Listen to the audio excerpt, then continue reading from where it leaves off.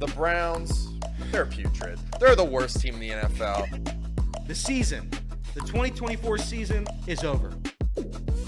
Lamar Jackson can't win the playoffs. He'll win a third MVP, though, so that's great. Drew Sample is the most important piece of the Bengals offense next year. Go Joe Burrow. He deserves to be MVP. I wish he was the Browns quarterback.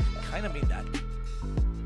If you're looking for the most reactionary, silly, and unserious show on the internet, then you're home. Live from Hamilton, Ohio, it's Off the Bench by Chatterbox Sports on 1410 ESPN Radio. All right, and we welcome you in Off the Bench, presented by United Dairy Farmers. Happy Tuesday, everybody. Welcome in. Justin Kenner, Casey McAllister, and the producer chair, Elliot Rearing. And we got our guy Reed still. I mean, this is the longest bullpen stint, and I'm not going to lie, I like having you here. I miss Jacob, but I like having you here. Hey, I appreciate that. I like being here. It's almost like I was supposed to be on this show or something, then I got kicked off. I don't know. It's a lot of fun when I'm here, Ken Dog. I will say, you know, it's weird always staring at an empty chair right across from me, just slightly over, that chair. It's almost like the chair's open. It's almost like a chair that's meant to be sat in. Well, if they could see that chair, they would see that the microphone doesn't have a cord plugged in, so it would just be, you guys would just be entertaining me over there. That's true. What's a guy without a mic? Right. I mean, that's right. That's right. But good morning, everyone. Welcome in. Elliot, how we doing? I'm okay. I'm great. Won a lot of money off your Buckeyes yesterday, so I feel swell. Congratulations, by the way. Yeah, we were talking before. I'm like, I've watched. That's the only team of mine that I follow that I've seen win a championship. I'd love to see the Reds win it, and there's no need to bring up the other team I'm a fan of, just to avoid strays right there. But yeah, that's the only team I've seen. Only team I followed I've seen win a championship. So it was nice. It was nice. I'm sure. I'm a little tired, but it was nice. Yeah, I mean, I'm growing up in this city and watching a lot of Reds games and seeing how lackluster the run production is. It's really cool to see someone score who started on third base. And Ryan Day, he finally won that championship, finally got home, finally touched home. Hey, I tell you what, though. I do like if Ohio State would have beat Oregon in October and they would have beat Michigan, and they would have been undefeated and rolled through, that would have been nice, don't get me wrong. But I do like the emotion that they kind of pulled everyone on. That was probably the most roller coaster emotional season in college football in quite some time, because LSU just bludgeoned everybody when they had Joe Burrow. Right. Michigan pounded everybody last year. They went undefeated, and they had some games where you were like, oh man, are they gonna be able to pull it off? But they ultimately, they did what they were supposed to. I would love for Ohio State. I would have loved for them to be able to do what they were supposed to all season, but because they didn't, because they lost to the number one undefeated team in the country earlier on, because they lost to Michigan for the fourth straight year. I'm not saying I like that, but it did add that extra layer of drama, and dramatics obviously sells. Yeah, and shout out to college football for finally allowing teams to have up and down seasons. That had never been the case before. You went down the hill one time. It was a not fun roller coaster. You just went down the hill, and then the ride was over. Ride. You couldn't go back up, and that's what Ohio State was able to do. So shout out college football. They're truly the biggest winners of this whole thing. Yeah, and by the way, we'll talk more about the Ohio State National Championship coming up here in a moment. Jason Fitz, Yahoo Sports, will hang out with us. We'll talk National Championship and NFL playoffs, NFC, AFC championship game. And we have some Xavier basketball talk coming up. Yeah, our Muskies. That's right. Not our Muskies, your Muskies. Yeah, yesterday I was called a sort of Muskie fan by someone in the chat. And while that was mean, I'll wear that one on the chin. That's fair. So you are a Xavier guy, right? Correct, yeah. Okay, and then we got a Cincinnati guy here. That's right. All right, fair enough. And we got Northern Kentucky over here. That's right, North And we got Wright State. And we got Wright State right here. And Jacob, I'm sure, is like a Duke guy or something. You know how he rolls. Right. Duke or like some kind of power, right? Yeah. Hey, speaking of your Wright State Raiders, not that people that watch this show care too much about it, but you call all the games. That Andre Holden kid, Hamiltonian, he got his red shirt pulled, but the kid's a beast. Yeah, he got his red shirt pulled, and he double his first two starts in college basketball. That's legit. That's awesome. He barrels through. He doesn't. He don't care who he runs into. He just barrels in the lane, gets rebounds. Dennis Rodman type. Just do your thing, dude. No basketball moves whatsoever. He's need it. Just Energy. a freak athlete and energy. Yeah, Love it's it. Awesome. Fedder's $10 super chat. I was wrong about Ryan Day. Oh, I think a lot of people were. I think you guys were right. Well, hold on. Let me say this. I think there's middle ground here. I don't like when we do this. I don't like when we do this whole. Ryan Day. He's not a good coach. He shouldn't be the coach of the Buckeyes. All of that was based on. He was around for 6 years. There were 6 years worth of results of him not winning big games. There was 6 years worth of evidence of him not being able to win, the games that matter the most. And they'd bring up the record and the winning percentage. And yes, when you go look at the teams that he's beaten along the way, like you should beat Purdue, you should beat Iowa, you should beat, you look at Rutgers, and you should beat those teams. But it's the teams that you need to beat to be, to have Ohio State live up to expectations. He wasn't doing that. I said at the beginning of the season, I was like, I don't see Ohio State winning a national championship because for 5 years, Ryan Day has shown that he can't win a big game, and you play about 1 or 2 a season, but I'm supposed to believe that he can win a big game for 4 straight weeks to win a national championship. I just didn't see that as being a possibility. But he did it. They won 4 straight big games. You beat 2 SEC teams along the way. You beat a team that beat you earlier in the season who was undefeated #1 team in the country. And you go beat a team that had the #2 ranked defense in the country, Notre Dame, last night to win a national championship. So Ryan Day, he's vindicated. Obviously, there's still going to be the talks of the Michigan game, rightfully so. I think the Michigan rivalry, I love the rivalry. I think it's very overrated from a standpoint of putting it above everything else. I always thought that was silly. I know we talked about that in the summer, talked about it at the beginning of the football season. I think that rivalry is almost unhealthy to the point to where it has literally confused fans. People say, well, Kenner, you don't get it. I'm like, no, I get it. I get how college football works, and that ain't it. What is it is what we watched last night, a team winning a national championship. That's why you go through hell all summer and off season. That's why you go through, camp at the beginning. That's why you go through playing a bunch of teams that are a bunch of nobodies just because you got to get to the games that actually matter. You go through all of that to set yourself up to win a national championship. I don't care what anybody says. They're not doing all that to beat Michigan. I've said before, everyone said, well, you can't win a national championship unless you beat Michigan. They had a chance to do it 2 years ago, and if they would have made a field goal, they beat Georgia, and they would have gone to blow out TCU, and that would have been a national title 2 years ago. Well, they lost to Michigan for the 4th straight year this year, and they won a national title game last night. So, yes, that rivalry got as big as it did because forever you had to beat one another to get to win a national championship. That was the only way. There was no way you were losing to one another and going on to win a national title. That's no longer the case. You can hate one another the way Auburn and Alabama hate one another. You can hate one another the way Duke and North Carolina hate one another. You can hate one another the way all rivalries hate one another. But to act like that is the only game that matters is the most ridiculous thing in the world, and we saw that last night. That's the biggest reason I'm happy that my team won a national championship, is to put to rest this idea that the Michigan game is the biggest thing in all of the world, because it is absolutely 100% not, and we saw that last night. I will say, when they flashed up, all-time winning percentage, and it was Ryan Day and 3 coaches that were alive during the 1750s, it was a very, very funny graphic. I've got it saved on my phone. The guys... Listen, as somebody who made it a bit at some point during this year, I don't watch a ton of Ohio State football, not an Ohio State fan, but the guy wins. I mean, that's all he's done. You brought him in. You said he's been here for a long time, and in that time, he's won every single year. Championships aren't easy to come by. It's his first time, or it's their first time winning a championship in 10 years. So, good for Ohio State. They were able to prove that they were the best team this season. I think this playoff format established that they were the best team by a wide mark. I don't even think it was close. Last night's game, I'm glad it got close, like you said. I'm glad there was a little bit of fight in Notre Dame. But that game, I mean, it was Ohio State's to lose right from the jump. I mean, Notre Dame had that exhaustive, we're going to bring out all the stops on this first drive. We'll kill 8 minutes. And then after that, it was done. It was done. So, good for Ohio State. I mean, it's crazy what money can get you. Because that is the most expensive roster by a wide margin.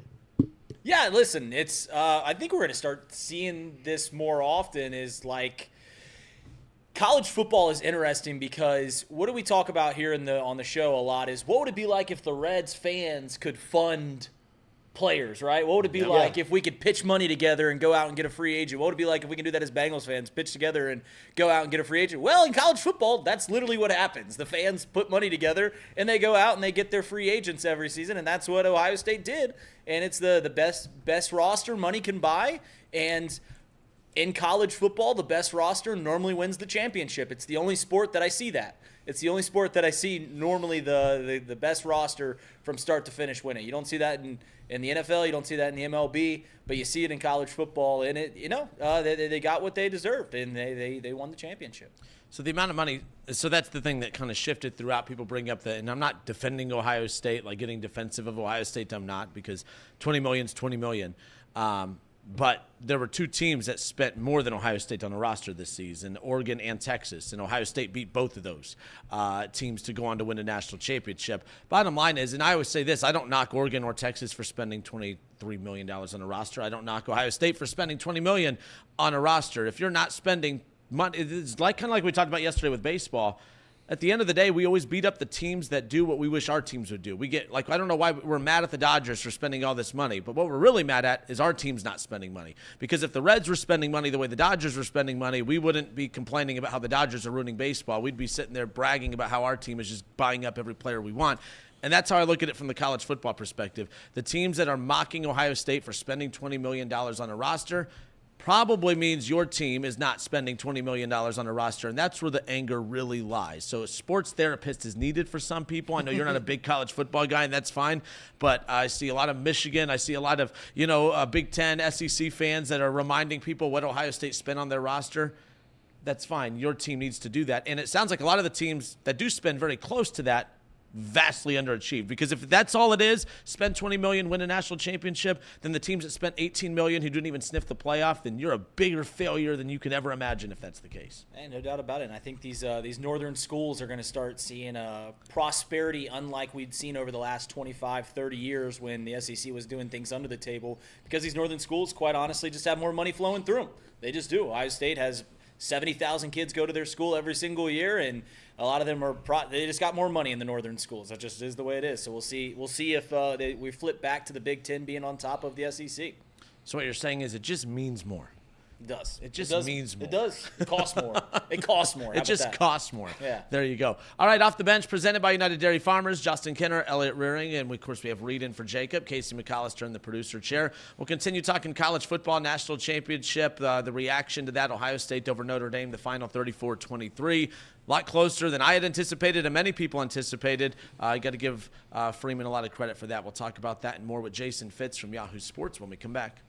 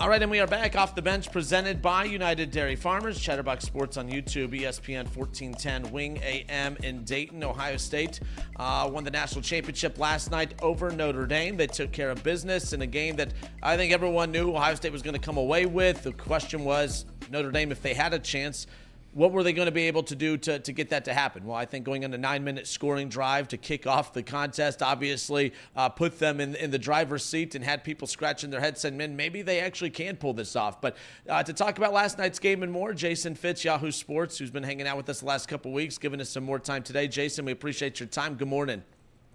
Good morning, brother. And you're right. Like, I think that first drive was eye-opening for all of us. And one of the most important plays in this game that nobody's talking about was the first drive for Ohio State. They had a third and short on their first drive, and it would have been a 3-and-out. A nice job by Will Howard running around, finding somebody, getting it down the field like 5 yards for a first down. But the important part of that was their defense had just been on the field for 10 minutes. I mean, I know we know Riley Leonard was gassed, but the entire Ohio State defense was gassed. Ohio State had to get that conversion there, so they didn't put the defense back on the field. I thought that was a key moment in this game, and once Ohio State got rolling, it was exactly what we thought. This is the toughest team to stop we've seen in a long time. They can beat you a million different ways, and they did exactly that. Yeah, and I think the big thing about Ohio State, they could beat you in a lot of different ways, but they're also been known to at times beat themselves. We saw that against Michigan, and that's always the lasting memory of the regular season people have in the back of their head, of course. There was a point about the 3-minute mark of last night's game where all of a sudden the camera just kept panning over to Ryan Day, and I thought his expression changed. There was a lot of nervous energy, and fans are nervous, and of course the coaches are nervous. I don't expect him not to be. But there felt like, oh man, when Notre Dame started to creep back and we thought Ohio State was about to pull away, and all of a sudden there was one final swing left of Notre Dame. Was there a point when you were watching the game last night where you thought, man, Ohio State, the energy's changed, it looks like Notre Dame's going to have a chance to get back into this? No, I hear you that it felt like that, but I think that comes from the mindset when you're close to it, where you're like, man, and I feel this as a Raiders fan, right? I always joke that it's funny to me that the Raiders can be up by 20, and I'm like, that's not enough. And the Raiders can be down by 3, and I'm like, we're never catching them, right? That's just what happens so often. I think for Ohio State fans in that building, they had that nervous energy because you're just waiting for the worst to happen. That's modern football fandom for some reason. Watching the game, I never felt like Ohio State wasn't in control. And frankly, even when Notre Dame got the touchdown, the 2-point conversion, I kept saying to everybody that I was sitting around, I was like, you understand that the only way this gets to a tie is if Notre Dame scores 2 more touchdowns and 2 more 2-point conversions. That's just a massive ask. That's why most people are killing Marcus Freeman for trying a field goal late in the game. I kind of understood it. The odds of getting 3 touchdowns and 3 2-point conversions at the end of that game were absolutely not going to happen. And the odds of converting a 4th and goal from the 9, but for a team that doesn't throw the ball particularly well, I thought was also kind of a stretch. So I think at some point we wanted this game to be close when we felt the momentum shift, but let's not get it twisted. Ohio State was in control the entire time, and clearly through the course of the playoff, one of the most dominant playoff performances we've ever seen. Their 4-game stretch is like something we've never seen in the shorter playoffs. It's truly special.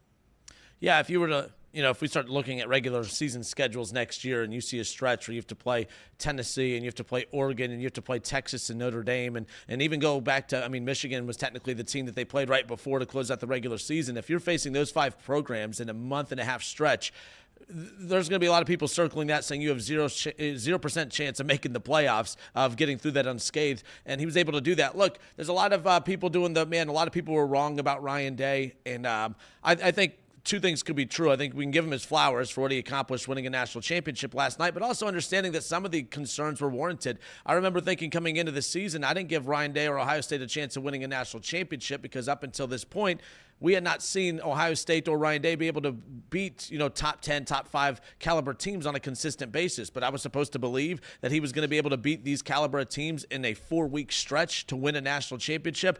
I just wasn't buying into it because we hadn't seen it. It's amazing how you had 6-7 years worth of a narrative that just got put to rest over a 4-week period. This Buckeye team was not the same team from the regular season. Whatever the message was after that loss of the regular season finale, I don't know what it was. We hear reports of some of the come-to-Jesus moments with the player meeting and everything else. But whatever he did, that staff did, it was an unbelievable job because this was the team we expected to see from the very beginning.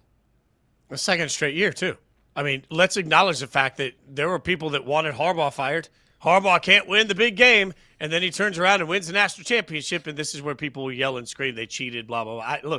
Look, all I'm saying right now is that a year ago we were sitting here saying the same thing about Harbaugh that we're saying about Ryan Day. And it's just I think what everybody forgets is that winning a national championship doesn't just require greatness. It requires luck. You got to be hot at the right time. Everything's got to bounce at the right time, the right way for you. Let's remember, in the NFL – the greatest team of my lifetime in the NFL was an undefeated Patriots team that ...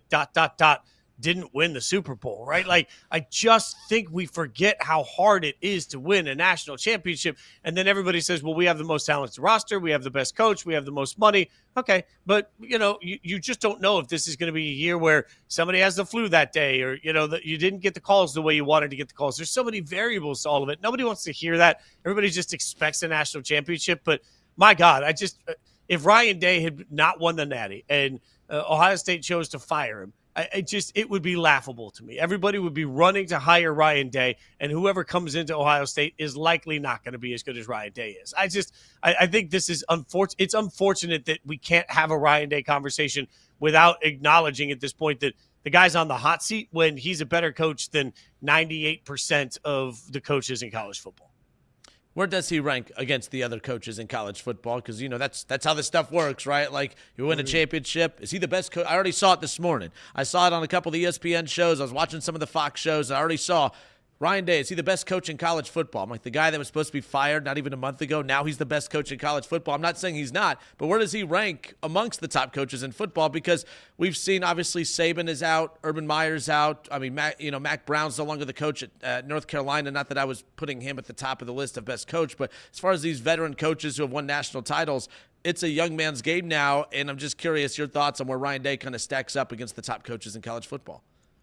I think Kirby Smart's probably still widely regarded as the best coach in college football. But so here's the thing, and ranking is what we have to do in sports. I get it. I like to do tiers, kind of like alcohol. So like when you walk into a bar, you ask everybody what's the best vodka. You're going to have a massive argument. But if you just walk into a bar and say, I'll take top shelf, whatever you got, versus whatever you got. Like, I think there are a certain list of guys that are considered top shelf at this point. And that would be Kirby Smart. That would be Ryan Day. That'd be Sark, even though, and again, like, you can make a pretty compelling argument that Sark is a big part of why Texas lost that football game, right? So great coaches do dumb things. I think Marcus Freeman is on that list of guys that, are top shelf coaches. Ryan Day is in that list. He's a top 5 coach in all of college football right now. Where that is depends on what flavor of ice cream you like. I would probably put him 2 or 3 in that process. But ultimately, again, like Kirby Smart, I think Georgia being eliminated when you look at some of what they dealt with this year, isn't shocking to me. I'm not willing to count Georgia out. Everybody wants to say the SEC is dead. The SEC is no longer dominant, but I'm not going to count Georgia out. Where's Dabo stack up? Because Dabo's an interesting one. He's won multiple national championships, and we've seen the regression of Clemson the last couple of years. They did make the playoff this year. He's been stubborn about the portal, although they've kind of changed their tune on that a bit. But it is interesting, from a college basketball standpoint, there's the talks of has college basketball passed John Calipari by. Did college football kind of pass Dabo by? Where does he stack up amongst these coaches if we had to put a list together? The funny thing is, in-game coaching, I think he's great, but when you start to think about and prepping his team, but what you just mentioned, I won't gloss over. Like, there's an avenue to build your roster that's there available to all coaches, and you're choosing not to participate in it. That doesn't make a lot of sense. I think the best equivalent, like you mentioned Calipari, I would make him more like Izzo at Michigan State. Like, Michigan State's always going to be a very, very good basketball team. They're always going to be a top 15 team. They're going to get their way into the tournament. People are going to pick them to go into the Final Four, all of these things. They're always going to be good. They're never going to be bad enough to suck. But does anybody sit there at the beginning of the year and say, oh, my God, we have to take on Michigan State? Like, I kind of think that's where Clemson football is right now. Like, yes, we all respect it. And, yes, they're going to be very good. But I don't think people are shaking in their boots the way they will to have to take on during the regular season. Ohio State, Penn State, Alabama, I'll put on that list. Georgia on that list. Like, there's no way Clemson is as scary as those teams. You mentioned Marcus Freeman being one of the better coaches in college football. He's certainly established that this season. As a UC guy, I definitely agree. Last night I was watching the game, and I want some explanation to this. It's my biggest pet peeve. Why do coaches feel like if it's 4th and short, we're going to bring out the punting unit? We're going to bring out the punting unit, and we're going to have our punter. The season in the balance, we're going to have the punter throw out a pass. I've never understood it. So I'm going to ask you this. Which coaching decision was more questionable? Having a 4th and 2 fake punt, which, by the way, was the most obvious fake punt I've ever seen in my entire life, or kicking a field goal to make a 2-score game inside the red zone? Yeah, so I can walk into that field goal. I can backtrack my way into that field goal making sense. I truly can, even though I wouldn't have done it. I can find the logic. I can't find the logic in a fake punt that's not a fake punt that the whole world knows is going to be a fake punt. Like that was as good as Freeman was in the last game for some of the special team stuff. This was as bad. I mean, and I don't understand, especially when the only thing you've got working offensively is Riley Leonard. Why would you take Riley Leonard off the field? Like, that's going to be a power gap run with your quarterback. Just go do the dang thing and get the first down. Like, I didn't understand that at all. I think that's the biggest coaching mistake of the entire game from either team, and it belongs to Marcus Freeman. I got to believe that if he had that to do over again, he'd keep his offense on the field and try and do something with it, because you're 1,000% right. We all knew it was coming. But I think the one, and Jason Fitz, by the way, Yahoo Sports, hanging out with us here on Off the Bench. We'll talk more NFL in a moment, but it does cross over with last night. Al Golden is a name that Bengals fans are keeping an eye on. I know we talked with you last week about a couple of the DC options, for the Bengals. Al Golden's one that's being linked, or is basically the favorite to get this Bengals job when it's all said and done. But how do you think he performed? How do you think the defense performed last night? Obviously, there's a talent gap, right? As good as Notre Dame's defense is, Ohio State just had weapons galore, no doubt about it. But how do you think Notre Dame performed defensively last night, knowing that that's the identity of their team and that was going to give them their best chance of winning last night? Do you think that they did everything that they could to put them in the best position to win that football game? I think if I was interviewing Golden, I would ask why my players were so confused.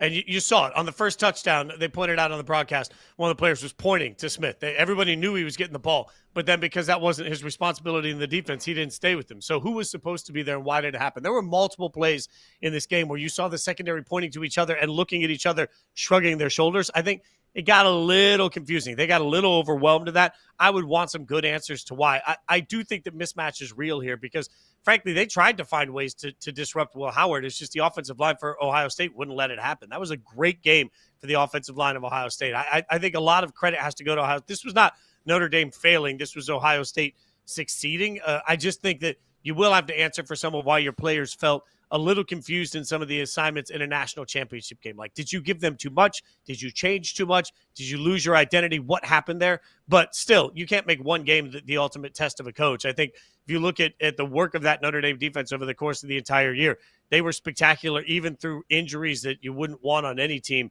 So I think he's an incredibly deserving candidate to be a great defensive coordinator. What's the perception of Will Howard? Again, just a guy that was supposed to come in and just take advantage of the weapons around him. But he averaged close to 300 yards a game and multiple touchdowns a game, barely turned the ball over in the four most important games of the season, leading his team to a national championship. I know we're going to be embarking on draft talk more and more as the draft gets closer, and I'm not advocating that he's a top draft pick by any means, but how much did he help his stock? Did he help his stock? Is he an NFL quarterback? What do you make of Will Howard's performance over the last month?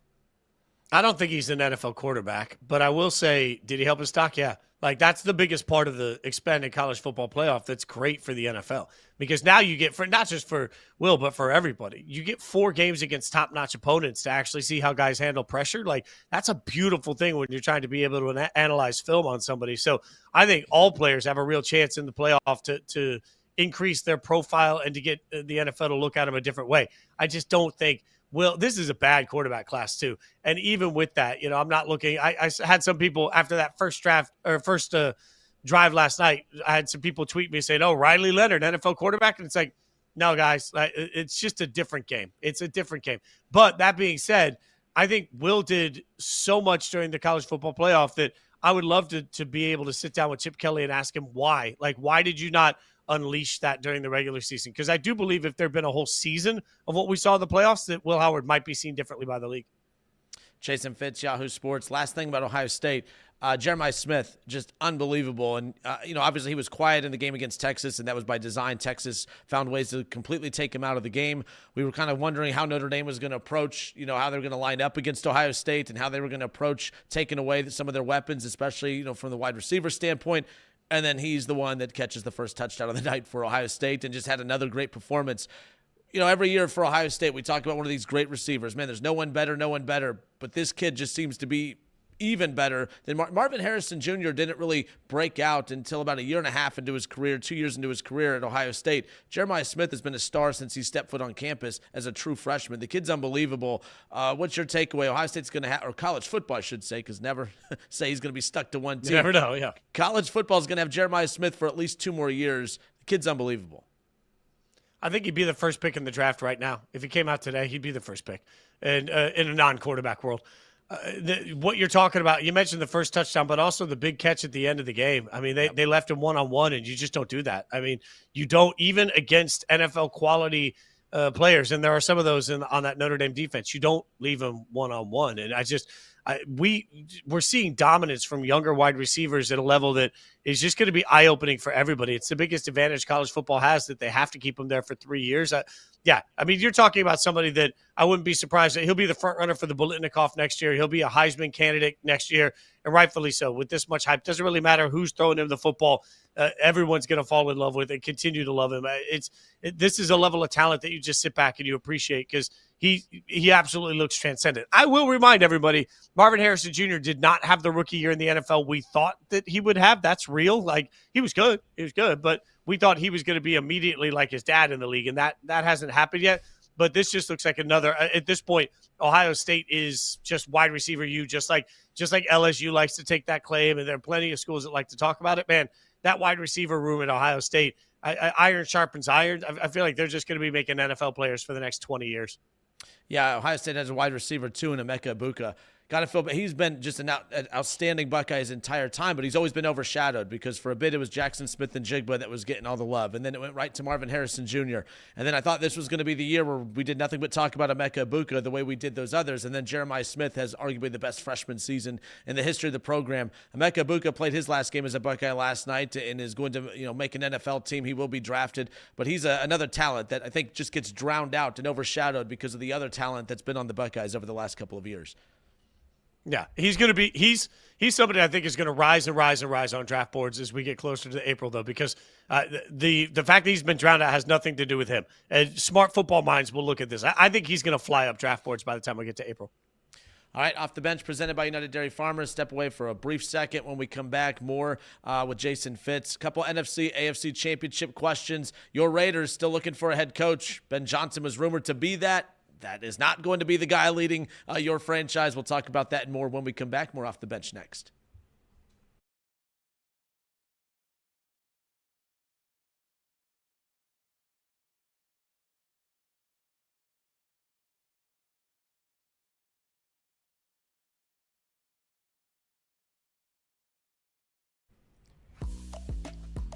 Jason Fitz, Yahoo Sports, still hanging out with us. This is Off the Bench presented by United Dairy Farmers. Bigger surprise out of course, the divisional round weekend, Jason. Lamar Jackson not making it to the AFC Championship game, or Jaden Daniels making it to the NFC Championship game? Which is the bigger storyline, do you think, coming out of divisional round weekend?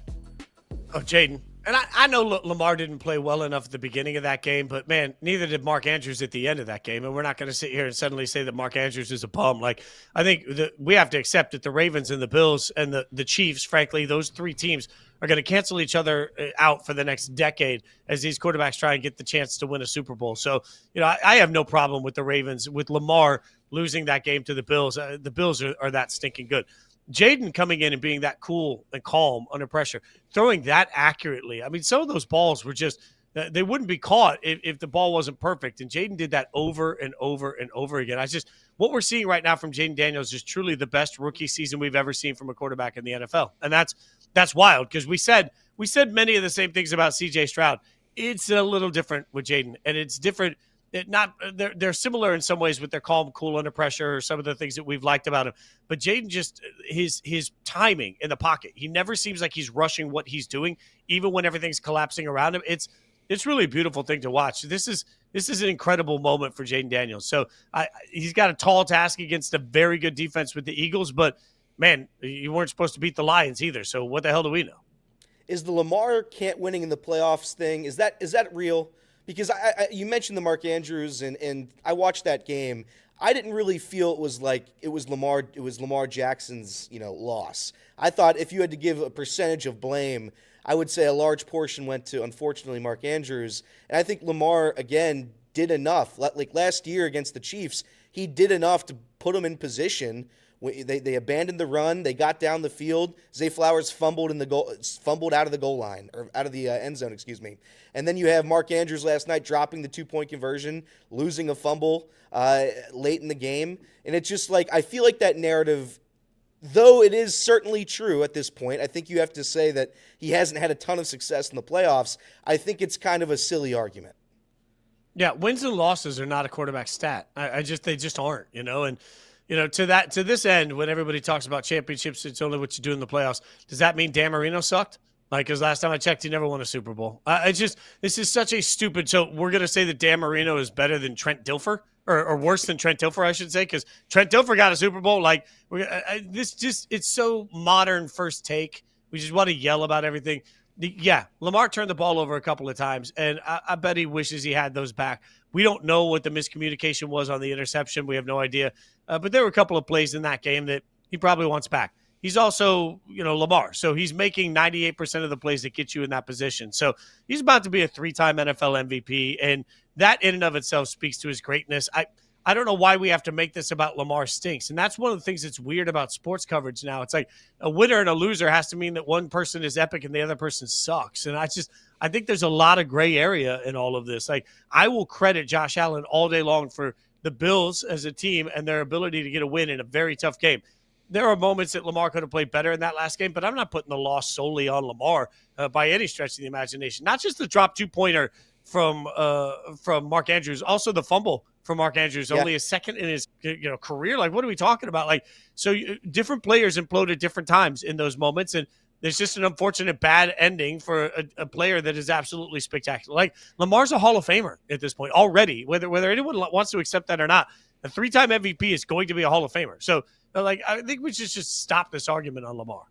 It felt like the Bills were running at half speed. I don't know what it was. I don't know if they were playing more reserved on purpose and just waiting for the mess-ups of the Ravens offense. But it didn't look like the Bills offense that we've seen throughout the regular season. If they play like they played against the Ravens on Sunday, do they beat the Chiefs? So you're right. I thought it was a little bit...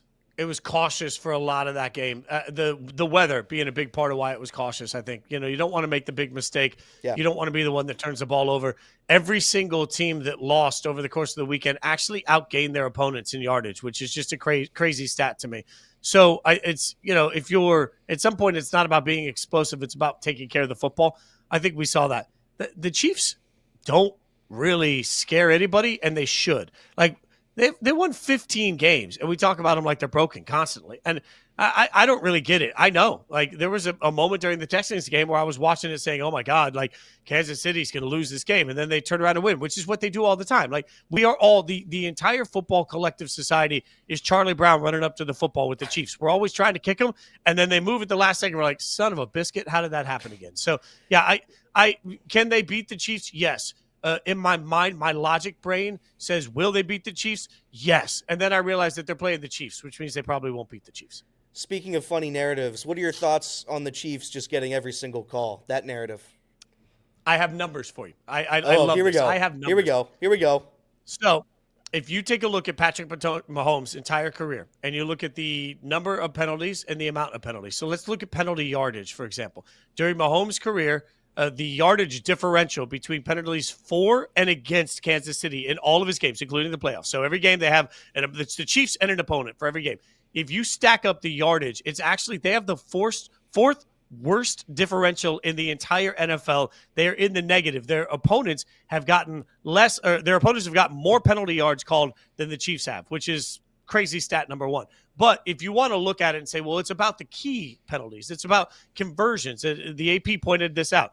If you want to look at 3rd and 4th down penalties that resulted in a first down, okay, that's a big stat. 3rd and 4th down penalties resulted in a first down.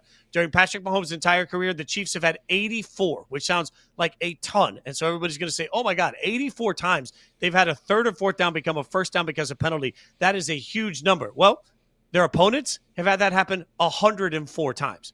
So there is absolutely no data anywhere that supports that the Kansas City Chiefs get more calls, that the Kansas City Chiefs get a penalty advantage, that they get more key calls. None of the data actually supports any of that exists. The problem is we see Patrick Mahomes every week because he's always on TV. And so we see the call here or there that looks questionable, and we suddenly turn that into a narrative. I'm a Raiders fan. I have a Raiders helmet behind me. If anybody in the world wants to find the Chiefs narrative, it's me. Turn around and be like, they're not that good. The fact is that if you just look at the numbers from penalties, there isn't a single penalty metric that shows that there's any advantage given to the Kansas City Chiefs.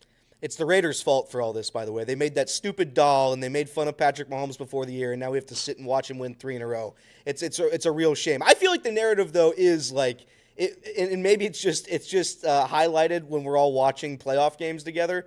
everybody and, all NFL fans, because it's, I'm not watching the Kansas City Chiefs Week 6 game against, the Broncos. Like, I'm just not watching that. It's not on my mind. So it is probably, you're not probably right. You are right. You brought the stats. So I just do think that, like, Patrick Mahomes in that game, and when he does his, like, I'm going to run full speed, and then I'm going to stop, and then I'm going to see if they push me out of bounds. Like, those are the plays to me where he knows like what he's getting. He knows the limits of what these refs are going to do, and he plays into it. And that's, I think, why people don't like it. But can't we say that Brady did the same thing? I mean, Brady flopped so many times. 100% in fact, you can. I would argue that the most incredible shot that we remember of Michael Jordan's entire career, he pushed off. Like, superstars get calls. Like, I mean, this is what happens. You're right. I mean, don't we think at this point, if the Raiders and the Bengals are playing a game, you guys love the Bengals, obviously, in that area. Like, if the Raiders and the Bengals are playing a game and Joe Burrow takes a hit and Aiden O'Connell takes a hit, do we think the refs are calling that hit the same way? No. Like, superstar quarterbacks get preferential treatment. I think that's true all across the league. It's part of what comes with when you're a superstar. I do think that Mahomes has learned that if I wait to the last second and I dip, I got a better chance of getting a penalty. If I slow down on the sideline and take this step over here, I got a better chance of getting a penalty. Yeah, I think that's pretty smart. The only thing I'd say is it works, so every quarterback should do that. Like, that's the real solution, because there is no way for them to change the rule to protect the defensive players. It's just not going to happen. That's fair. I'm going to move over. My last NFL question for you. I'm going to go to the Eagles game. Nick Sirianni, our good friend Reed Mouse, who's in the room with me, he hates Nick Sirianni, says he's a terrible coach. And I think if you watch the highlight tape of this season where he's making fun of fans and all this drama, we got players reading books on the sideline, all this drama, despite it all, somehow that guy wins everything. I mean, he's a nonstop winning machine. And I think the narrative around him right now is he's a weirdo and he can't get it done. I think Nick Sirianni is probably, maybe, if not, a top 3 head coach in the NFL at this very second. Okay, so here's the hard part. Because I think you could go either way. You could convince me either way on Sirianni. I could go with you and say, hey, look at what he's getting out of the pieces he has. I think that's fair. They're in the NFC Championship game. I think the counter on Nick Sirianni is that when they had different coordinators, which he hired, they were trash, right? And so now he's found better coordinators. I say better, but also you spent all that money on your wide receivers, and your wide receivers aren't involved in the game plan at all. You spent all that money on a quarterback, and the quarterback looks like he's regressing. Like, what are players doing better right now under Nick Sirianni than they've ever done anywhere else? So I think it's a fair argument against Sirianni, but also look at Saquon and look at that offensive line. I think my own counter to that is that they lost a Hall of Fame caliber center, and they've had no regression at all on the offensive line. And they put in Saquon, who was very good with the Giants, but Saquon now looks like he's Christian McCaffrey 2.0. Like, this is one of the most dominant performances we've ever seen from a running back in a season, and just the way he took over that game. So, I can make, it's much like Kellen Moore. Kellen Moore's the offensive coordinator for the Eagles, and everybody thinks he's going to be the next head coach of the Cowboys. Fine. But I also look at that and say, man, like, I don't know, the passing game kind of looks broken. You've spent a ton of money on what is supposed to be superstar wide receivers and a quarterback. You can't really throw the football. I don't know. I think there's arguments to be made for and against Sirianni that are really interesting. But ultimately, all he does is win football games. Like, he's had basically one bad year. So, like, that means something to me. Are we going to see Chiefs and Eagles round 2 in the Super Bowl? Are we going to see Jaden Daniels punch his way through and create another quarterback storyline right there? How you feel about these championship games coming up this weekend? You can get that Commanders defense by running the football. You really can. And I think that the Eagles, Saquon's going to run right through it. This is just Saquon's going to run over and over and over again. I know that the Washington Commanders beat the Eagles recently in a game that they turned the ball over, I think 5 times was the number in that, but Jalen Hurts wasn't there for part of that game, and Saquon was still dynamic in that game. I think the Eagles' running game is going to be too much for Washington, so I'll take Philly there, and I think the Bills are staggeringly better than the Chiefs in every possible way, and that doesn't matter because all the Chiefs do is win. So, yeah, I think we're headed to Kansas City, Philly for the Super Bowl, I think. All right, last thing. Your team's still looking for a head coach. Mike McCarthy, is that a possibility? Who do you, if you have all the coaches that are available, who do you want to lead the way for your Raiders? Was Ben Johnson the original pick for you? I mean, where are you at right now with how your team is going about its coaching search? Most of the league and the people I've talked to that cover the Raiders well are all shocked that Ben Johnson did not take that job. I think Ben's who I wanted. I wanted Vrabel at first. I want somebody that's been there, done that. But Ben Johnson, I think, is a great hire for the Bears. The people I talk to think that Pete Carroll is probably the leader in the clubhouse to take the job now. And for anyone that says Pete Carroll's super old, I will remind you the Raiders have had 15 head coaches in the last 31 years. So if Pete Carroll makes it 3 years, that's better than average. But if I could pick anybody, I would take Steve Spagnuolo, the defensive coordinator for the Chiefs. I'd make my division rival worse. They are a defensive football team right now. I would take away one of their key coaches. I'd let him – he's been there before. He was a head coach for St. Louis Rams back in the day.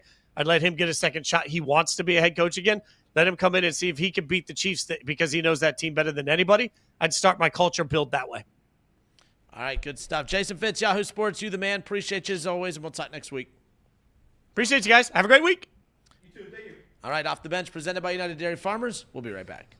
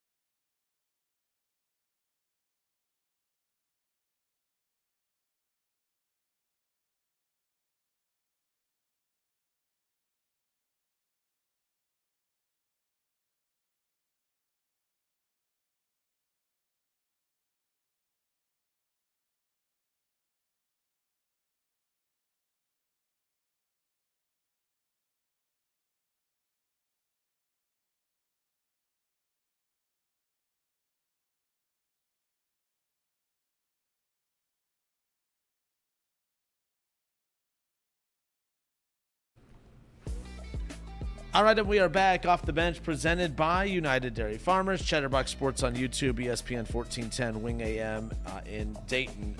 So Paul Fritschner is going to join us coming up here in a little bit. We'll talk Xavier hoops with him. Big Xavier fan over That's right. here. That's right. So Reed is sitting in the chair that is usually occupied by our guy Jacob. Yep. And, we knew this was going to happen. Ohio State, was going to win a national championship. And we figured. And it's happened. And because they've won, we talked, Kirk Herbstreit has called a lot of Buckeye fans the lunatic fringe. Yeah.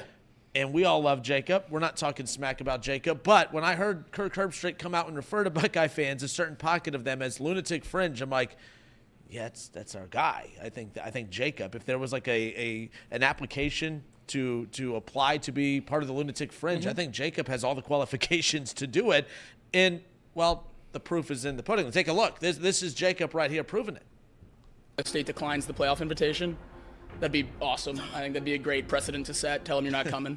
If they do choose to go to the playoff, which would be a bad decision, I hope they get a home playoff game, and I hope they lose by 40. Because the worst thing that could happen to the Ohio State program is to go on and win a national championship this year and have Ryan Day coach this football team next year. Because that's exactly what would happen if they rattled off these wins and won a championship and hoisted that trophy at the end of the year. Ryan Day would be back on the sideline next year. We'd lose to Michigan again and maybe go back-to-back as national champions. And it wouldn't matter at all because you can't beat Michigan. Ryan Day is 66-9 as the Ohio State head coach. 4 of those 9 losses have come to Michigan.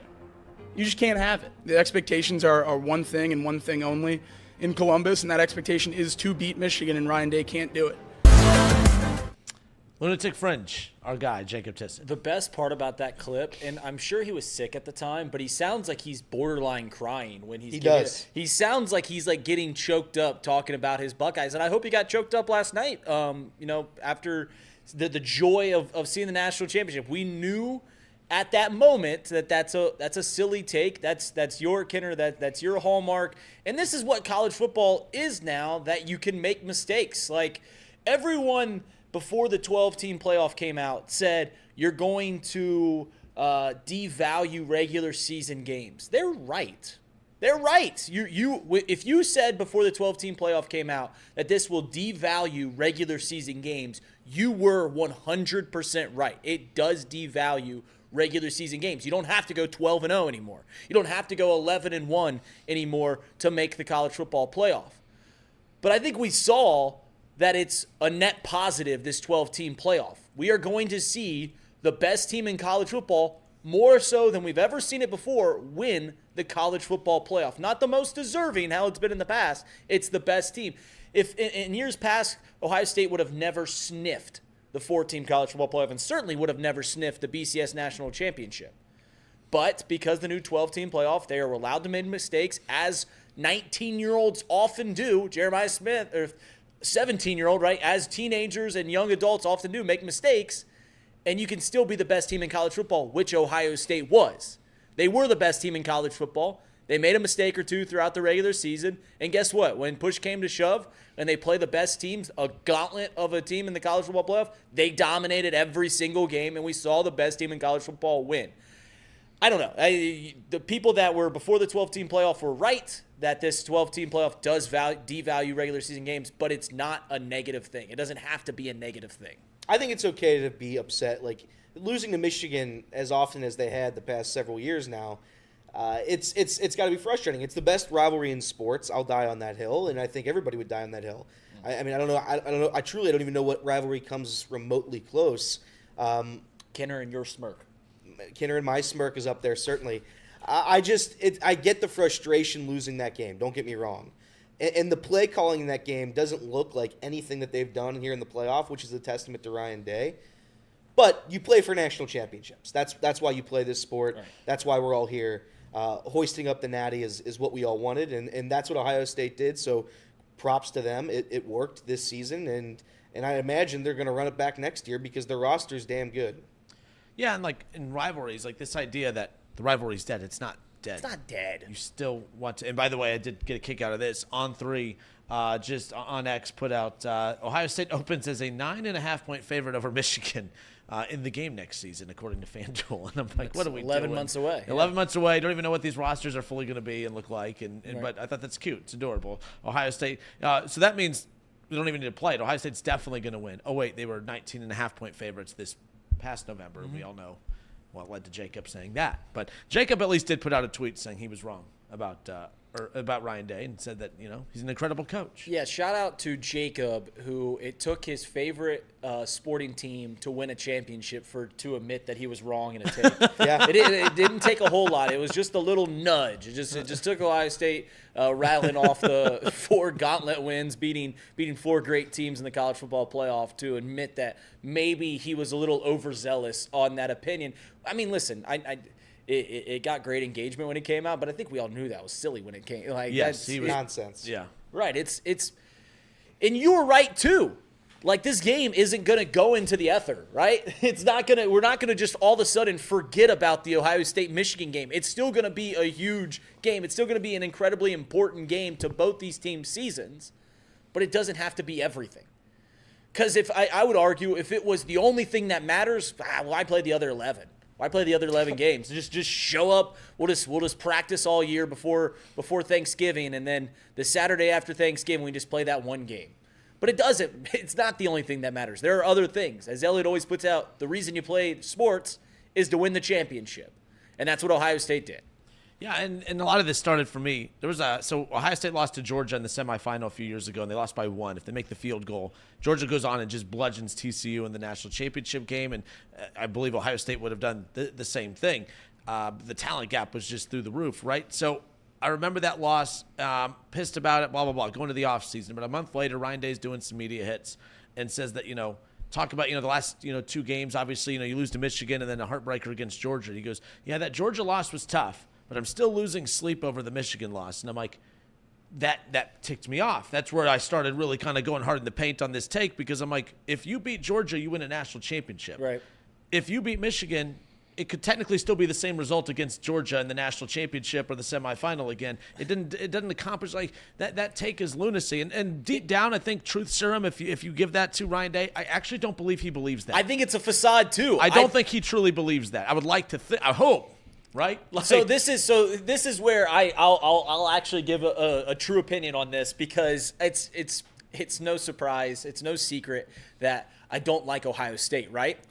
I think that you guys are all putting on this facade. You guys are all putting on this, the only thing that matters is the Michigan game, to bump up your place in it's the best rivalry in sports. Well, you don't win anything for that. I think you like saying, hey, we play in the best rivalry in sports, and you keep propping it up to that's the only thing that matters. I don't think any of you guys, I think you guys have fooled yourself into believing it. I think if you gave people truth serum, you're right, it wouldn't matter. Well, no, I think if you give some people the truth serum, they'll still tell you that's the only thing that matters because they're the lunatic fringe. But I think if you gave Ryan Day that, I think Ryan Day, when he took the head coaching job, like, yeah, I hate Michigan, but like I want to win a national championship, because that's what ultimate competitors do. If a head coach truly is only about winning that one game a year and it's not the national championship, I'm questioning your competitive spirit and your competitive drive. There's no way in hell that a head coach can truly believe that a national championship doesn't matter, only beating Michigan does. That's a sales pitch, because what it is when you're out on the recruiting trail, hey, come to Ohio State to be a part of something special. A national championship contender, $20 million we could spend. So whatever, name your price. And then on top of it, be a part of the most special rivalry in all of college sports. And that's a third selling point that all other schools can't give you. You know, Alabama, Auburn, they can say, hey, it's a rivalry, come be a part of that, but it doesn't have the same juice as Ohio State, Michigan. They need that rivalry to still have those bullet points when it's all said and done. And I think that's why they continue doing it. It's a sales ploy. It's all it is. I still hate Michigan. I hope Ohio State covers that line and then some, as 9.5-point favorites already. For whatever reason, FanDuel put out that line a year in advance, but less than a year, I guess. But doesn't matter. It's crazy talk at the end of the day. And it was proven last night. That's right. It's the national championship. It heals all wounds, right? That's right. It heals all wounds, baby. So we'll have Fritschner come on here shortly. Let us know when he's ready to rock. He is. Last thing before we get to him. For instance, Cincinnati Xavier. You guys hate one another. You hate losing to Xavier. Xavier hates. They're embarrassed that they lost to Cincinnati. They absolutely hate that. But if you were to ask any of those fans, I would like to think that Cincinnati, if I was to tell you could win, get to the Final Four and win a national title this year, but you have to lose to Xavier for the next 20 years, which one are you picking? I would hope you'd pick the national championship, right? I don't think either fan thinks for a second about that. But that's what makes Ohio State Michigan great, is that I take national championship. The only game that matters is that game. All the other teams, they'd rather take the national championship. Ohio State, Michigan, they just want to win that one game. All right, well, good stuff. Let's talk Xavier hoops. Paul Fritschner going to hang out with us when we come back. More Off the Bench next.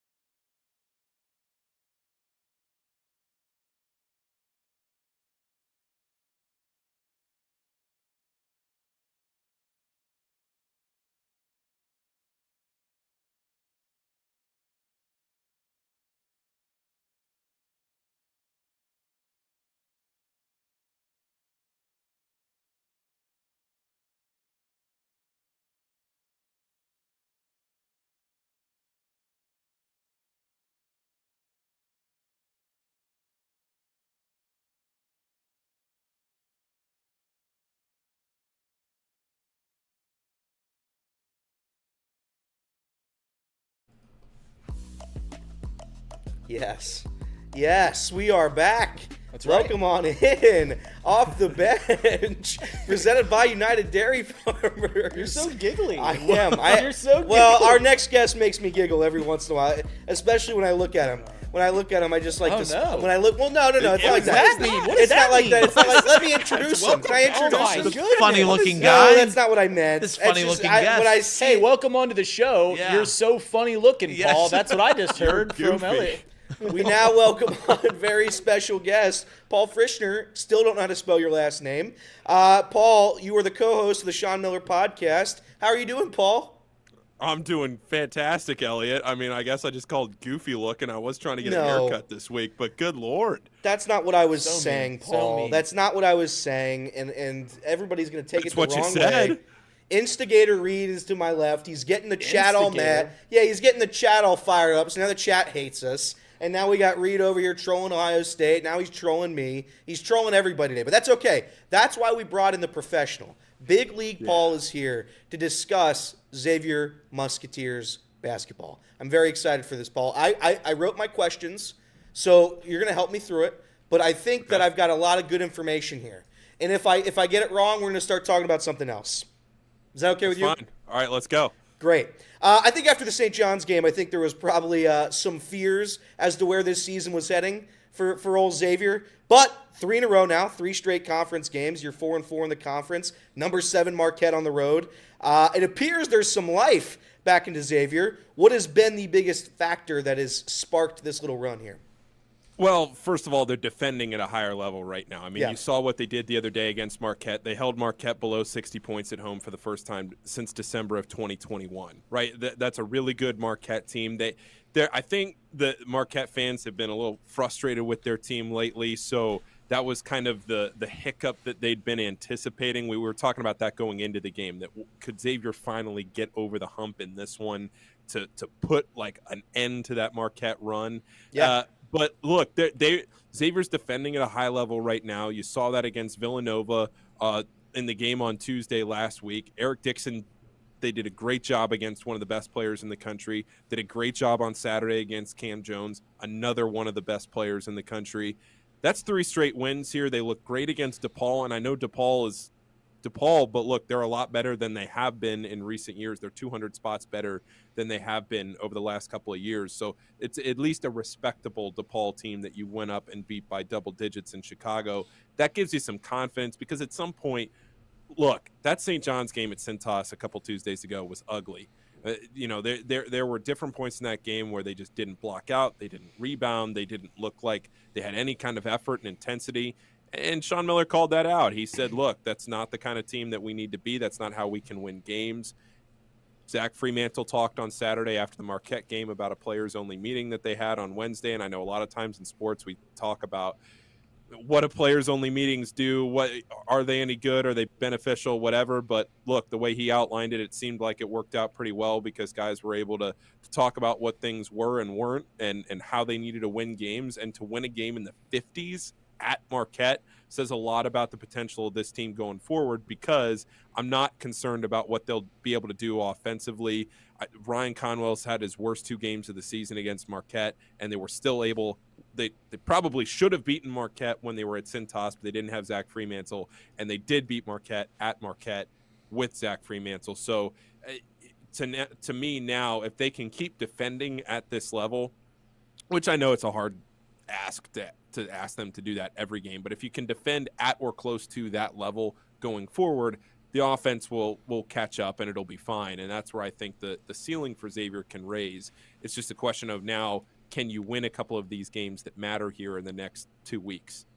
Zach Freeman, when he went down after the shootout, I did think it was over for Xavier. I thought there was no chance. They fought. I mean, they fought against UConn, forced overtime. They fought against Marquette. Arguably should have won the game if a tripping call is called late in that game. There's a solid roster there when Fremantle's not playing, but since his return, obviously he's averaging almost a double-double. He's been incredible. How much of this season do you think rests on Zach Fremantle's shoulders? A lot. Look, a lot. I mean, and when he went out, they went a little different. If you went back to that UConn game that they played right after Fremantle got hurt, Xavier played much differently in that game, outside of just making shots. I mean, they were making some crazy shots. Dante Maddox, I mean, there were some circus shots that were going in that game. He played an out-of-his-mind game. But the way that Xavier attacked those 2 games was they kind of slowed down the pace a little bit, ran a lot of set plays. It was a different style than Xavier had played at different points this year. And they kind of at different times looked a little faster offensively once they actually got into the half court. Then you mix Zach Fremantle back in and you get back to what you were doing. And look, I was concerned for the Xavier season because they kept losing close games that they should have won. I mean, look, you're up by 7 in the shootout and you lose, and I know that's on the road. You're up by 6 against TCU. You're up against UConn. You're up against Marquette. You're up in all of these games and you can't win. Eventually, you're just going to run out of real estate with a chance to actually win games and get to the NCAA tournament. But 5 of their 7 losses this year are by 20 points or less. So they're right there. They've been on the cusp, and a lot of that now is going to ride on Zach Fremantle's shoulders, especially, look, tomorrow night against St. John's, they got punked on the glass.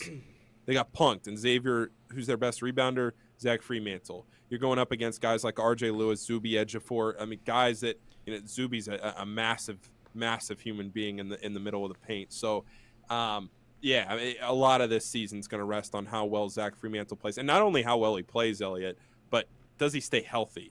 Yeah. I mean, not only you, I think everybody thought that Zach Fremantle, when you got that news after the shootout, that he was done for the season. I mean, I think that was the fear, was that he was never going to play another minute for Xavier.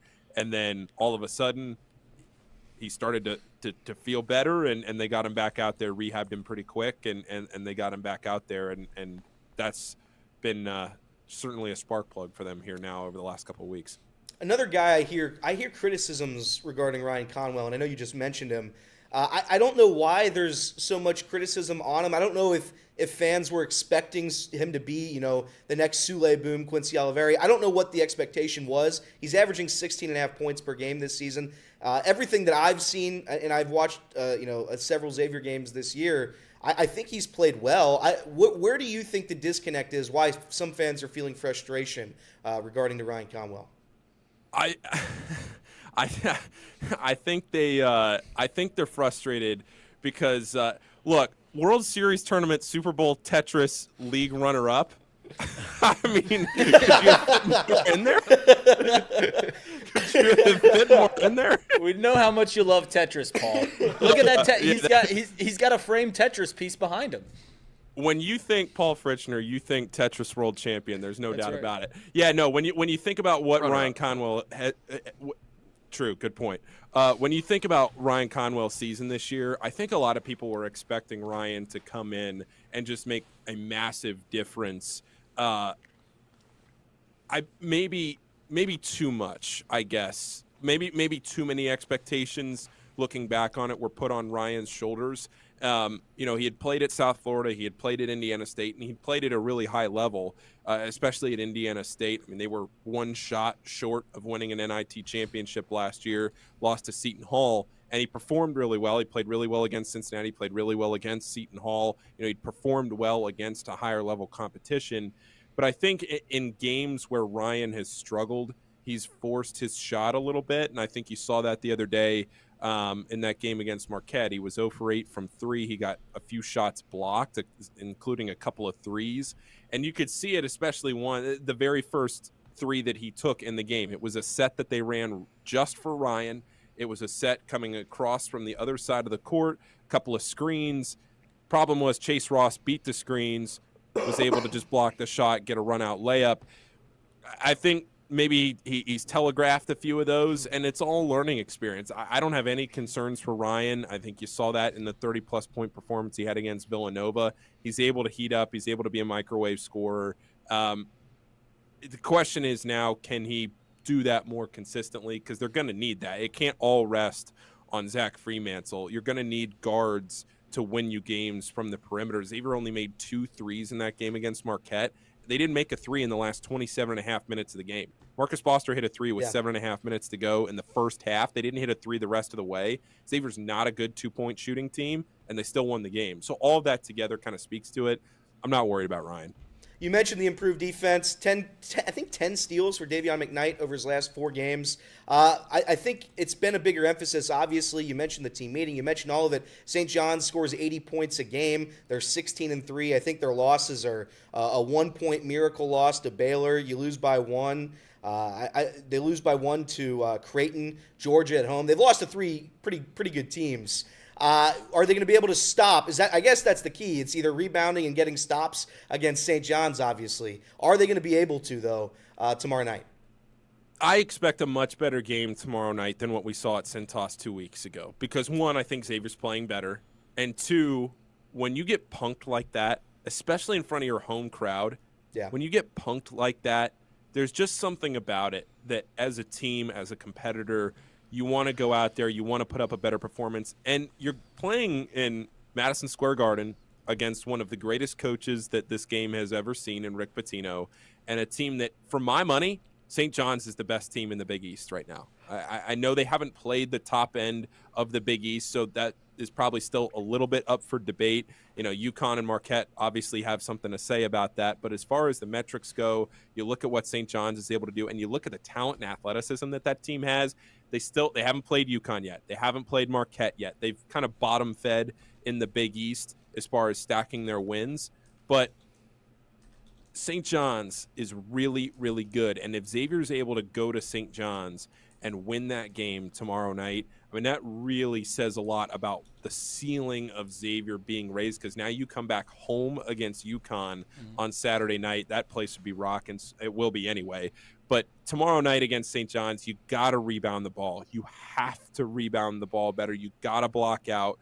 You got to stop St. John's doing what they do, and that's scoring around the basket. St. John's one of the worst three-point shooting teams in the country. They don't shoot a lot of. They don't make a lot of threes. If you can hold St. John's off that three-point line, if they don't get hot tomorrow night, you're able to kind of stuff them up defensively. We'll see if Davon Smith, point guard, if he plays tomorrow night. He played the other day. Rick Pitino said maybe he was questionable for tomorrow. That might be gamesmanship. If he doesn't play, again, just another little feather in the cap for Xavier that maybe, there's a door open there. But this is their toughest remaining game on their schedule, Xavier's.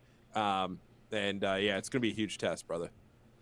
Paulie, what's up, my man? I wasn't gonna let Elliot just I don't want to say belittle or make funny, but it was a tough start for bringing you on the show. I stand by what I said. I didn't say anything bad. Here's my question: is before last week, I don't think anybody really thought that the aspirations of getting to March, playing in the NCAA tournament for Xavier were very small. Then you rattle off a huge win against Villanova. You go to Marquette. You get that big win. How important is this week to having really any serious aspirations of playing in the NCAA tournament? Well, it's huge. Look, every one of Xavier's Quad 1 games comes Super Bowl Sunday or earlier. And if Xavier wants to get to the NCAA tournament, then it's going to have to happen here in the next 2 weeks. They're going to have to win one of these games against St. John's tomorrow, UConn at home on Saturday, or Creighton next Wednesday. They have to win one of those. I would say probably have to win 2 of those, but you got to win at least one. You can't go 0-3 here in the next 2 weeks because you're just going to start to run out of opportunities. So you're going to have to win one of them. And look, I think the way that this season has turned around for Xavier, it's all about turning it. I hate to just – one of the things that's really pissed me off with college basketball in the last year or two is that everything has just gotten – and it's kind of, I guess, similar to what's happened in baseball in the last couple of decades, but it's like everything's gotten boiled down to a spreadsheet, and especially in college basketball where you're picking teams to go to your postseason as opposed to baseball where at least in the end it's subjective, it's based on record. Here, and it's subjective, you're picking teams to go to your postseason and play for a championship. I get a little annoyed with everything just always boiling down to the numbers and the metrics and everything instead of just, hey, maybe this team can go out and win a few games here and you use a little bit of the eye test of who's playing well, who's not playing well. But that's why we do it. That's why we have the numbers. And right now, Xavier, it's all about turning expected losses into wins. Can you get to that 20-21 win mark in the regular season? That'd be huge. We all know that when you get to conference tournament season, conference tournaments are great, but the committee doesn't care about them. Nobody wants to hear that, and nobody will ever tell you that, if from the committee side of it. But nobody cares about conference tournaments. That's from the committees and the selection committee's perspective. Year after year, they show us that you got to do your work before you get to your conference tournament. So for Xavier, where does that work happen? In the next 3 games. Those are your chances. Paul, we just saw last night on college football the best team that money could buy win the national championship. They spent the most money. They won the national championship. NIL obviously is just changing the landscape of college athletics. We're seeing in college basketball, the bigger schools in the Big 10, in the Big 12, in the SEC, they obviously have bigger alumni bases. They have more money flowing through. Is it bleak for schools in the Big East going forward, this NIL collective? Because, Xavier has a smaller alumni base. They're a smaller school than all these schools. Is it bleak going forward? I don't think it's bleak going forward necessarily, because we still don't know what's going to happen with all of the house settlement and all of this, litigation and revenue sharing and everything like that. There's too many unanswered questions right now that we have that for me to sit here and say, in January of 2025 that it's bleak. What I will tell you is that if you look at the SEC, they are having one of the best seasons in college basketball ever. I mean, that conference is historically good. You could make a case for all but maybe one team in the SEC. Now, that's not going to happen by the end of the season. They're probably going to end up with about 11 teams in. You're not going to get 16 teams into the tournament. But you could make a case for maybe 15 SEC teams right now, legitimately. And that's ridiculous. So why is that? It's because there are a lot of bigger schools with a lot of funding that have been able to put together rosters that can compete at a really high level. I don't necessarily – I do think that the Big East and the ACC have a lot of questions that they're going to have to answer here going forward, as far as what is their plan, what are they going to do, with a lot of these decisions that they make after, revenue sharing and all of that comes out. How does all of that get settled? But no, I'm not going to sit here and say that it's bleak necessarily, when there's still too much to be decided. Paul, you've overcame an illness recently, and I wanted to show this picture because I think it's the best you've ever looked. Can you explain what was going on, your mindset during this one? Okay, so that trash can right there, yeah. I had thrown up into that trash can about 20 times in the last 18 hours leading into that picture. That banana, I don't think ever got eaten. I might have munched on it a little bit. That neck warmer saved my life. That was the most miserable I've ever been. That was terrible. Oh, it was so bad, fellas. I don't know if you guys have ever had that, but it was awful. The Bucky Wouldn't Beaver wish it on anybody. sweatshirt kept you strong, though. The Bucky Beaver sweatshirt. You know what's insulting? Casey, put that picture back up there. Casey, put the picture back up here real quick. Can you do that? It's like Bucky's just laughing at me. That's the most insulting thing about the picture, is that Bucky's just sitting there laughing at me while I feel terrible. Oh. No, he's just trying to bring a smile on your face, get you through the hard times. That's what Bucky does. I'm out of Xavier questions, and by the way, I've never been sick. I'm vaxxed, so I'm ready to roll. Golf league. We got a question. We got a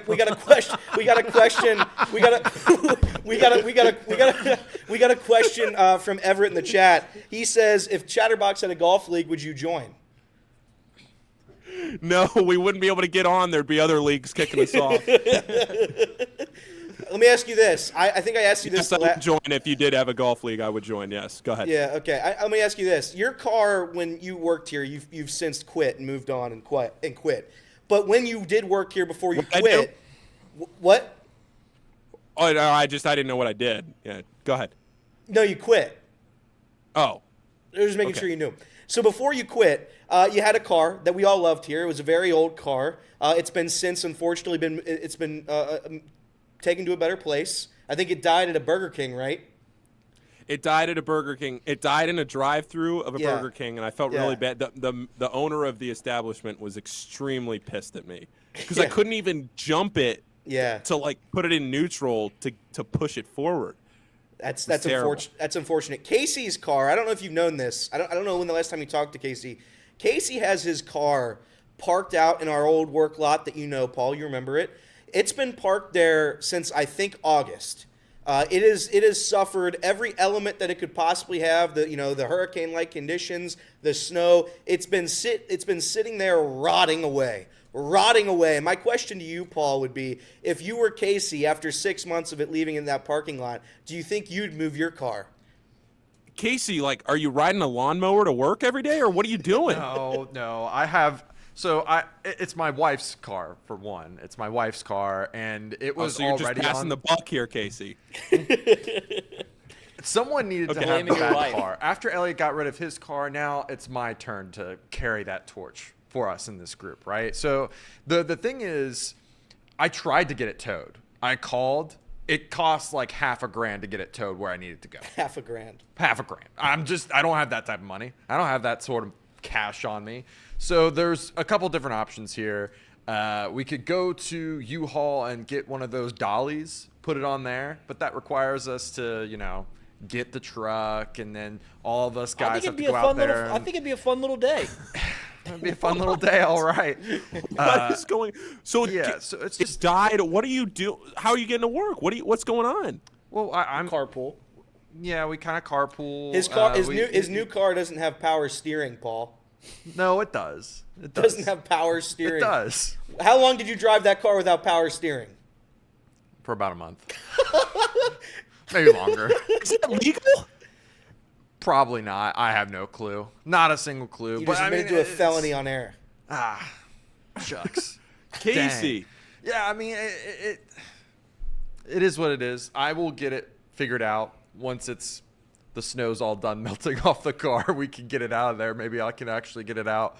Sounds like our old boy Casey's got to hit a parlay here. Yeah, I think. Well, he hasn't bet, Paul, either. He doesn't bet anymore.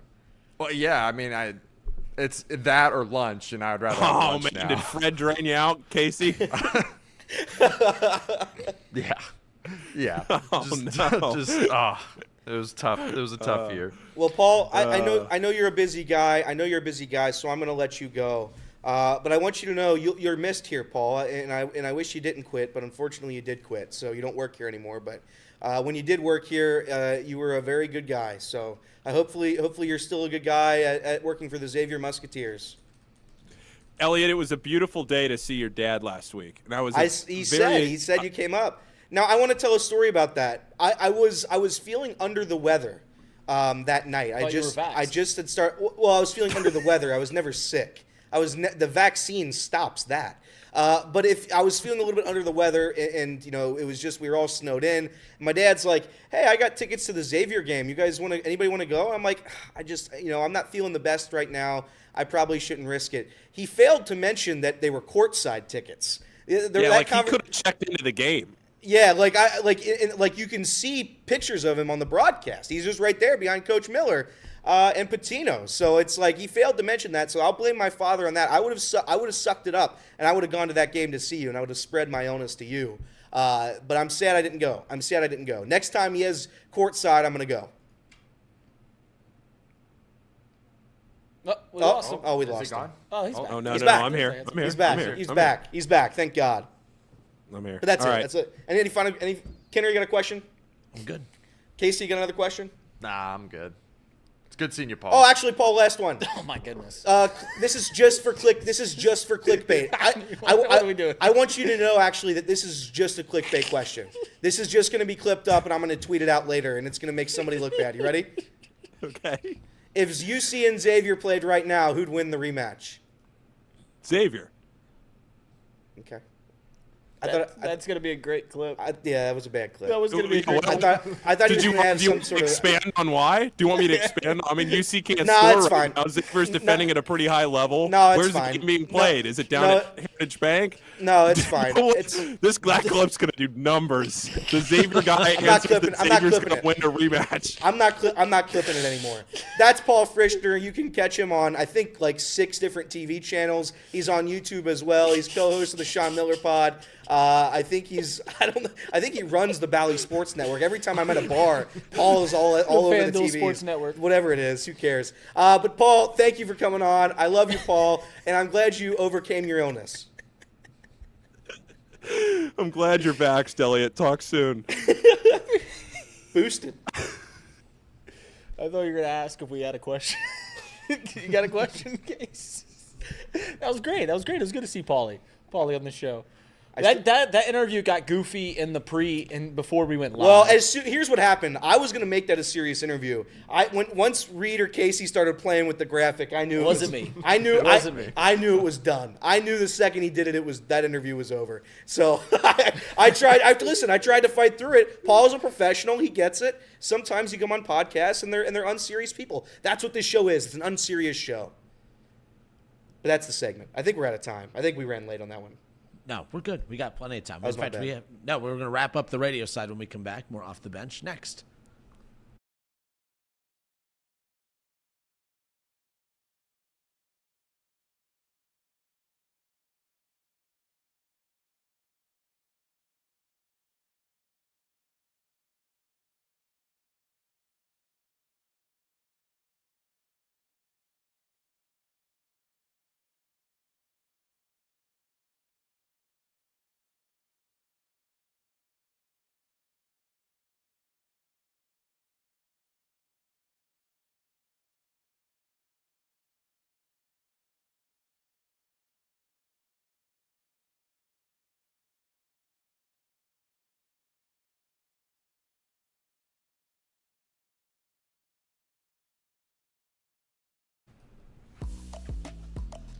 So moments, just seconds before we started this segment, I just look over and Reed, you said there's breaking Bengals Huge news. Bengals Breaking news. news for the Cincinnati Bengals. The Bengals, who had the most lauded tight end room last year, we're bringing back Cam Grandy on a 1-year extension. So not Al Golden as defensive coordinator. Correct. It is okay. Cam Grandy, who for the first time in 10 years probably as a Bengals fan, I looked at an offensive huddle and saw 85 Grandy out there and said, who the is that?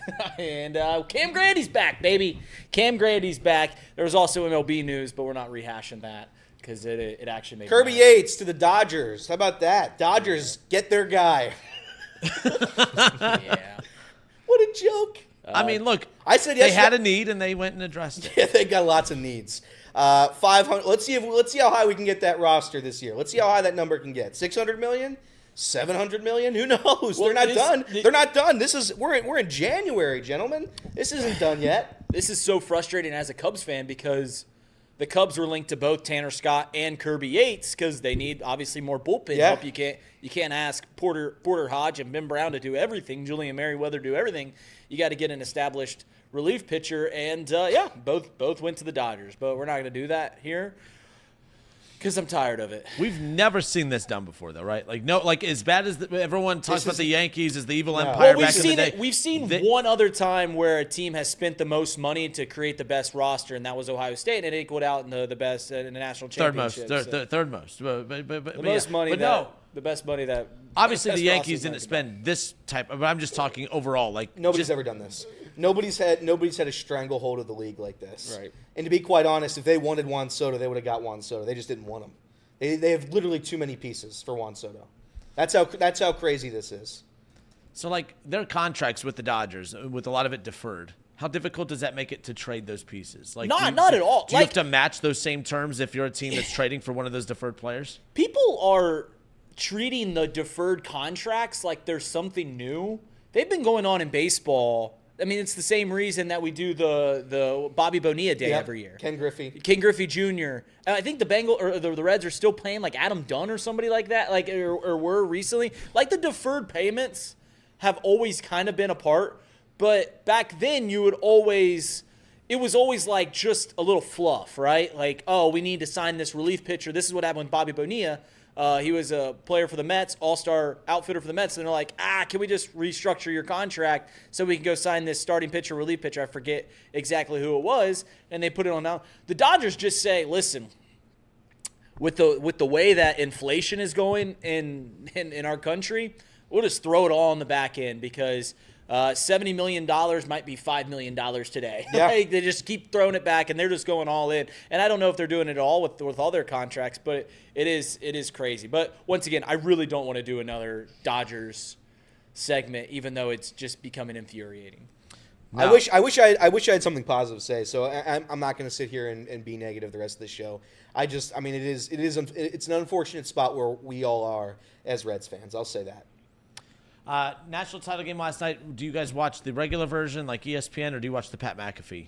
I truly don't. I swear. I'm not saying this like as a bit. I don't understand why you would watch either the Manning cast or the Pat McAfee cast. And I get why they do it. Because their thought is, hey, we have these 2 cable channels. Well, obviously, the game's on one. And what could we put on ESPN2? Do you want to put, some college basketball game featuring 2 SEC schools or the Sun Belt or whoever? Or do you just want to put the most watched TV broadcast and we'll just do it in a different way? And they realize they get more eyes on ESPN2 if they do it that way. I get why the networks do it. Personally, I like listening to the broadcasters, especially being as naive as I am about football, basketball. I like hearing the nuances of the games. Yeah, I agree with Reed. I think watching it's pretty silly. The only way it makes sense to watch it is if they were never going to commercial. Like to fill the gap of those 15-minute commercial breaks, I get to hear insight from the Mannings. Like that's the only reason. But they go to commercial break when the game goes to commercial, so it makes no sense. I would never personally watch it. I don't like. It's just not the sport to me. It's not why I watch it. So I'm a big Pat McAfee fan. So we watched it last night. That's the first time, to be fair, because usually with the radio station, we're doing like a pregame live somewhere. So I'm always watching the game at a bar. So I'm not even paying attention to the broadcast technically anyways, because you're around a lot of people. So last night I was able to watch most of the game with the Pat McAfee version or whatever, and I loved it. I absolutely loved it. I don't know why. To be fair, they are broadcasting. They are at least calling the action. They're not, totally acting like a bunch of crazies over there on the sideline. But I love that. I mean, they are being themselves the entire time. You have AJ Hawk on there, and I think it's just a taste thing, whether you like it or not. But I liked it. I actually don't like the Manning cast. Ever since they changed it to adding guests every single quarter, I don't like that because now they're just interviewing the entire time. Some of the best clips of the Manning cast is when Peyton Manning's pissed or questioning, a quarterback's decision or a coach's decision or whatever. I like that stuff. But I thought last night, I was really entertained watching it that route. But that may not be the popular. I don't like if they're calling the game. I just don't like you broadcast game. I don't know how in the heck you can accurately call a game from the end zone or the sideline of a football game. I truly don't understand how you can do that, and that's what they do with Pat McAfee. I think they have half their team on one end zone, and then the other half sat on the in other. the end zone of a football game. You can't see. You can't see jack squat. You can't see the way that the play's developing. I've always said that when I go to a football game, I'd rather be in the top level. I'd rather be the first row of the top level than anywhere else on the field because you can see the play. You can see the game actually develop. When you're in the end zone, it's a little more ruckus and everything like that. It's a little more fun. But in terms of actually watching the game, you can't really see it. I will say, though, the thing about the Manning cast that I'd really enjoy is if they did it like a normal like they just had maybe not a full normal broadcast, but they had a play-by-play guy in the middle at least walk you through some of the action and then just let the Mannings talk 80% of the time. But when a play's actually happening, like, hey, drops back, steps up, throws it 30 yards downfield, that kind of thing, and then the Mannings can talk the 90% of the time. But I like hearing the game. I agree, and I can't criticize the Manning cast because I want to be honest, I haven't watched a lot of it just because I would never not watch the broadcast. Right. It just doesn't make sense. It doesn't make sense to me. If it makes sense to other people, I'm not knocking what you like. So that's not what I'm trying to say here. It's just when I watch sports, I want to hear the broadcasters. I want to hear the sound of the fans. I want to hear all of that. And maybe you can hear it over there. I haven't watched a ton of it. It's just not my style. Yeah. Go ahead. Sorry. I was just going to say the final thing about it is Elliot's brought it. I really do like listening to the analysts. My entire family coaches baseball. I played baseball in college and all this stuff, so I understand that game a whole lot. I really, truly don't understand football and basketball at a very high level. I can do enough to talk. I feel like I can understand trends and roster development and stuff like that. But in terms of what you're doing, why you're calling this defensive play, why you're doing this, I like hearing that stuff. I don't need to hear it for baseball, but I truly like every time I listen. You Ohio State fans can hate on Kirk Herbstreit. Every time I listen to Kirk Herbstreit, I feel like I learned something. Every time that I listen to Troy Aikman, I feel like I learned something. Every time I listen to Chris Collinsworth, I feel like I learned something. Tony Romo? Every time I listen to Tony Romo, I got to go to Walgreens and get Pepto-Bismol or something. Yeah, every time I listen to Romo, I turn on the Manning cast. Right. Fair enough. Well, let me ask real quick, last point before we leave. If that poor woman was driving Marcus Freeman, What are you talking about? I have no clue what you're talking about. Are we gonna have to look at it? Are we have to watch it? If she was driving the losing team, that would have been one of the best clips in the history of anything. And for those of you who didn't see it, I don't have the clip because in the clip they start cursing. I think they say the F word a bunch. But basically, after the game, we're against that here, right? That's correct. Okay, We've yeah. never said that on air Ever. Not even twice. So Ryan Day and a couple players, might have been Howard. I don't know who was in the back. But this poor woman was driving a golf cart, just transporting him throughout the stadium. Drills a wall. Like she made it about an inch before she drilled that wall. Broke the cart, and they all had to get off. But if I'm telling you right now, if it was Notre Dame on that cart, it would have been the funniest clip of all time. Just dejected, having to walk to their next destination after losing a championship. And the poor lady, she was laughing, having a good time. And in that case, you should laugh. Like, it was funny. It was the most nervous laugh I've ever seen in my life. But it's like, oh my God, if it would have been so funny if Riley was in the back of that and he's like, oh my God. Well, she handled it well because she goes, all all you can do is laugh. Well, she goes, all right, well, we'll walk. And I'm like, that's your only option. So she drilled it, and then, like, it got stuck. The wheel, like, she probably popped bent out. the axle. I've seen, like with my dad working at the golf course, I see people, drunk golfers break golf carts all the time. It would have been really funny if she didn't break the cart. Yeah. And we had a full-blown Austin Powers scene where she's just reversing and does a 60-point turn. You know what I'm talking about? An Austin Powers Man of Mystery, and then turns it around. Ryan Day did not look too pleased. He's a championship head coach. He was in the front now. seat. He almost hit the wall. Yeah, it was him his almost going side. through the windshield. It was his side. But that's a national championship winning head coach. Where's the respect? Where's the respect? I feel like Ohio State fans would have liked if Ryan Day got a little bit of got hurt just a little bit. Yeah. Like, it's just like, yeah, you won a national championship, but don't lose to Michigan again. You do know everyone loves him now, right? Well, yeah. He's beloved. Right. He's done something The nice funniest for us thing now, he could do right? is the funniest thing he could do right now is leave. The funniest. With the 100%. The Raiders, the next head coach, Ryan Day. It would be so good.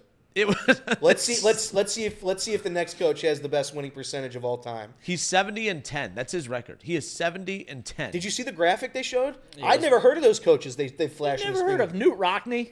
No, I've not. Listen, I'm not a college football guy. I certainly don't know college football from 1842, whenever that picture was taken. So Ryan Day. The only reason I know who Walter Camp was because the award. They give out the Walter Camp Award. That's the only reason I know who Walter. His winning percentage was .960 or something like that. He's probably 104-3 or something like that. But yeah, unbelievable. All right, well, that wraps it up for us on the radio side. Appreciate Paul, appreciate Fitz for coming on and hanging out with us, talking Xavier. We talked college football, we talked NFL, that wraps it up for us today on radio. Until tomorrow, this has been Off the Bench, presented by United Dairy Farmers.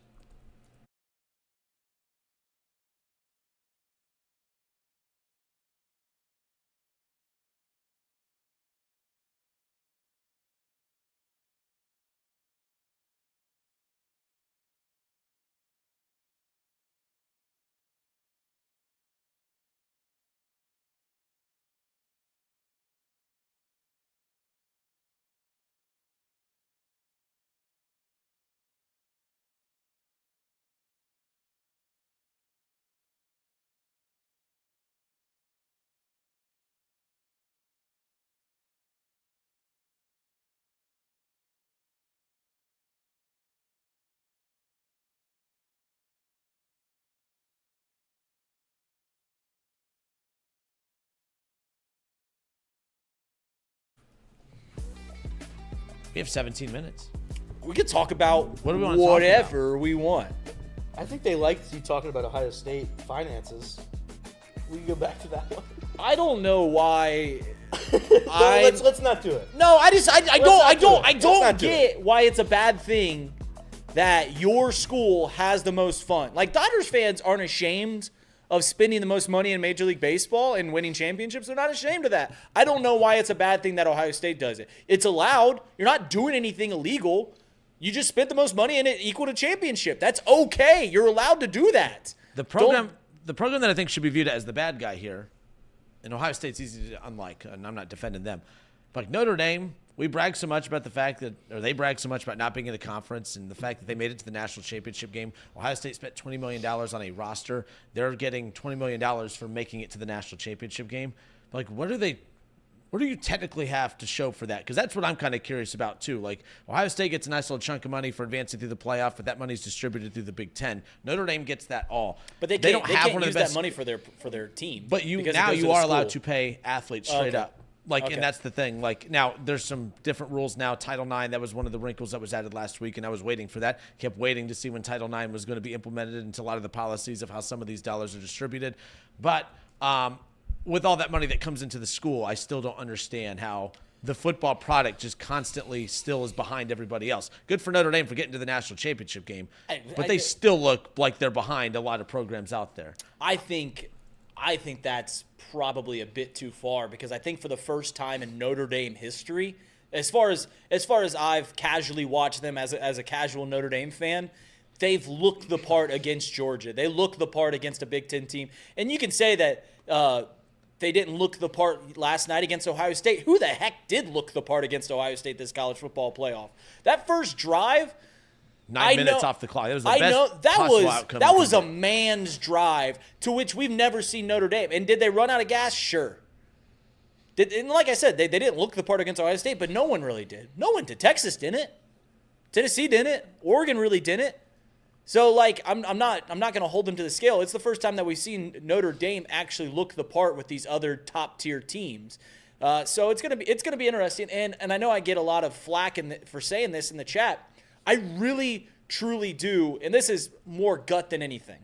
And I famously last year had a 30-minute argument with Tom about the SEC being better than the Big Ten. And I was right at the time, because over my entire life, the SEC has been better than the Big Ten. I don't think it's going to be that in the way. Now, do I think the SEC is going to turn into the ACC or the Big 12? No. I don't think it's going to be that. They're still going to be the second-best conference, or right there fighting with the Big Ten year in and year out. But I think that the way that we've seen now that you can pay players above board, because that's why the SEC was dominating for years, is because they were doing it better than everybody else, paying people below board. Now you can pay people above board, and I just think that there's more money flowing through these northern schools. They've got a bigger alumni base. They've got more profitable companies in their area. Like, you know what I'm saying? Like, they've just got more money. It's the same reason that Oregon's going to dominate too, because they got Nike. They've got Nike in their back pocket. Now, does Ohio State have one big company that's going to fund them like Nike? No. But I think these Michigan schools, these Penn State schools, these Ohio State schools, to where when they would go and play these top-tier SEC schools in years past, kind of didn't look up to snuff. I think that we're going to see this Big Ten start to dominate college football going forward. And it's because I think just more money rolls through the North than it does in the South. And it has to start leading to results, too, because people are like, well, the Big Ten's won the national championship back-to-back years. But the two schools that have won it the last 2 years have been basically the face of the Big Ten for the last decade, 2 decades, 3 decades, whatever. It's Ohio State, Michigan, and then it's everybody else. Like, Penn State made it to the semifinal, but you had SMU and you the teams you had to play to get there. You played Boise, so that watered down that. And then you played a real team and you lost against Notre Dame. Obviously, Indiana gets to the playoff, but then they kind of got exposed a little bit, obviously, there. And then Oregon, who was the number 1 undefeated team, they got their doors kicked in by Ohio State when it's all said and done. So they're Big Ten, but it still looks like it's Ohio State, Michigan, and everybody else. So for the Big Ten to surpass the SEC, when I watch the SEC do it with Georgia, I've watched them do it with LSU, I've watched them do it with Alabama, I've watched them do it with multiple teams, not just the same. And look, Michigan won the first one in decades. I don't know. The Big Ten, great little 2-year span, but the SEC, I'm not willing to announce they're dead yet. But if they look the same next year, then it's like, okay, what is going on? And it probably is what you're talking about, where the disbursement of funds and resources is now more readily accessible than in years past. Not under the table, over the table. Don't put words in my mouth. Don't make me – I never said the SEC is dead. Similar to how the Big Ten wasn't dead for the last 25 years. They weren't dead. They just weren't as good as the SEC. And I think that we're gonna see it kind of slowly. It might not be 1-for-1, but we're going to see these Penn State teams that – always looked like they were inept against these SEC teams. They'll look the part. Notre Dame now looks the part. Ohio State, Michigan, they look the part against these SEC schools. And I think a big part of it is because they just got more money flowing through. I mean, we've got I'm not making this up. Alabama's doing like car washes and bake sales to make money for their NIL collective. They're doing bake sales. They're making brownies and Rice Krispie treats. You've lost it. You've lost it all with that one. That was funny though. Can you buy those chocolate bars from them? Like, you know, those chocolate bar fundraisers? They've got Jalen Milroe out there in a bikini washing your truck. If you want to bring it on in for $5. Poor Everett. Everett's watched every day for 4 years, and then we've lost him today. We've lost him. Bearcats. I love you, Everett. We have Bearcats tonight. Texas Tech at home. 2-point underdogs at home are the Bearcats. It's a pretty massive win. Texas Tech, I think 13-4 on the year.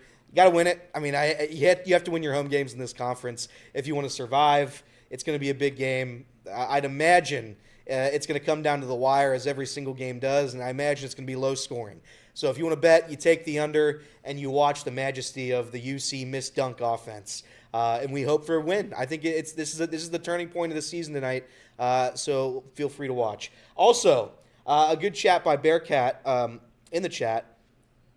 The fake sale thing was very, very funny. Bearcat in the chat. What are your thoughts on Cincinnati Bearcats fans, cheering for Ohio State in that game? Any thoughts on it? Were they?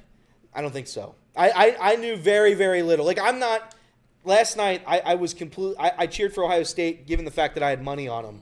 But I, of course, would never cheer for Ohio State. I just don't really care about Ohio State, nor do I care about Notre Dame.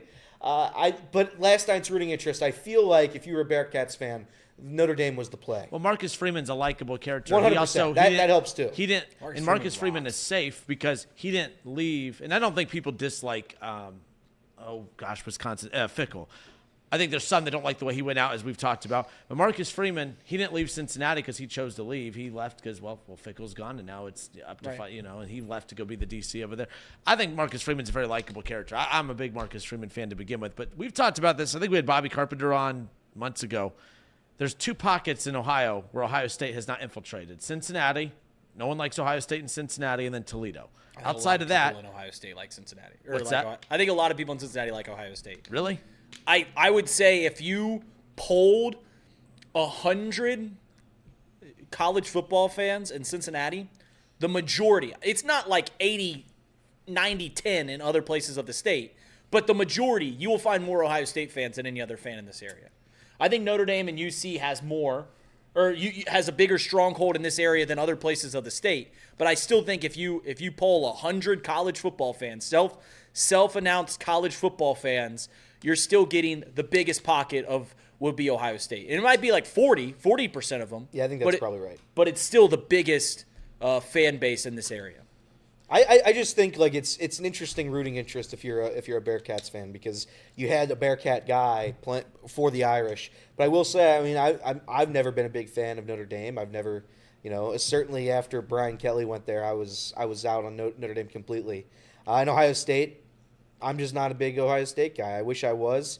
I've worked with a lot of them. I've been with a lot of them. And to Reed's point, I think there are a heck of a lot of Ohio State fans here in this city. But I was cheering probably for, if I had to pick last night as a Bearcats fan, I was cheering for Notre Dame to win.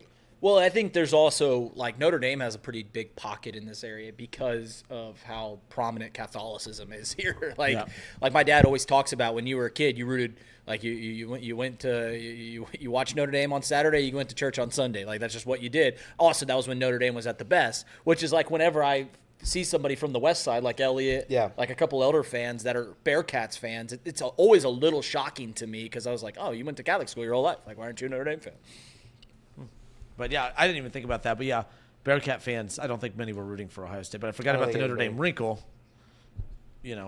I saw this take. I'm friends with the Notre Dame guy. Shout out Lewis.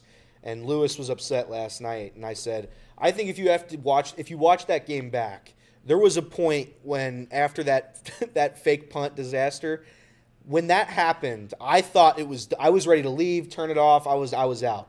You have to give Notre Dame a little bit of credit last night for fighting. That's what I'm saying. You have to give him a little bit of credit for making that a game. He got a little nervous. I know Fitzy said he didn't feel nervousness at all. I would have felt nervous. The camera nervous. kept panning over to Ryan Day, and like he had this like oh crap look on his face too. I thought the momentum completely shifted.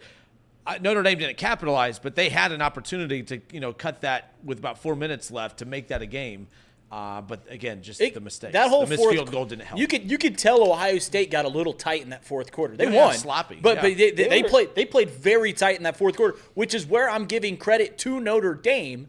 In every other time, Brian Kelly years, every other time that we've seen Notre Dame play in this game, blowout. It's like they don't even look competitive. Well, and they quit too. From we're the just happy to first be here. drive, Yeah. it was a man's drive, and granted, it went from 7-0 to 31-7 really quickly. But they didn't. They fought all the way back to make it a one-score game, and they had them 3rd and long with 2 minutes to go in a one-score game. So, Ohio State looked way better than Notre Dame in that game. But they've looked better than Oregon. They looked way better than Texas. They looked way better than Tennessee. It was a dominant run for Ohio State. I'm not going to belittle Notre Dame because they didn't look up to snuff with Ohio State. It's the same way that I won't give Lamar Jackson and Josh Allen crap because they can't beat Patrick Mahomes. If you're losing to Ryan Tannehill, then we got some problems. But you're losing to the best quarterback in the league, so it doesn't matter. Yeah, you asked him about Lamar Jackson. My problem is with everyone is we're taking a tight end that doesn't make anything remotely close to what quarterbacks make, and we're highlighting his mistakes down the stretch. And we're saying, well, Lamar, that loss isn't on him. That's on that's on Mark Andrews. That's why I'm like, if you want to say it's a team game and you want to give that overall umbrella response, then fine.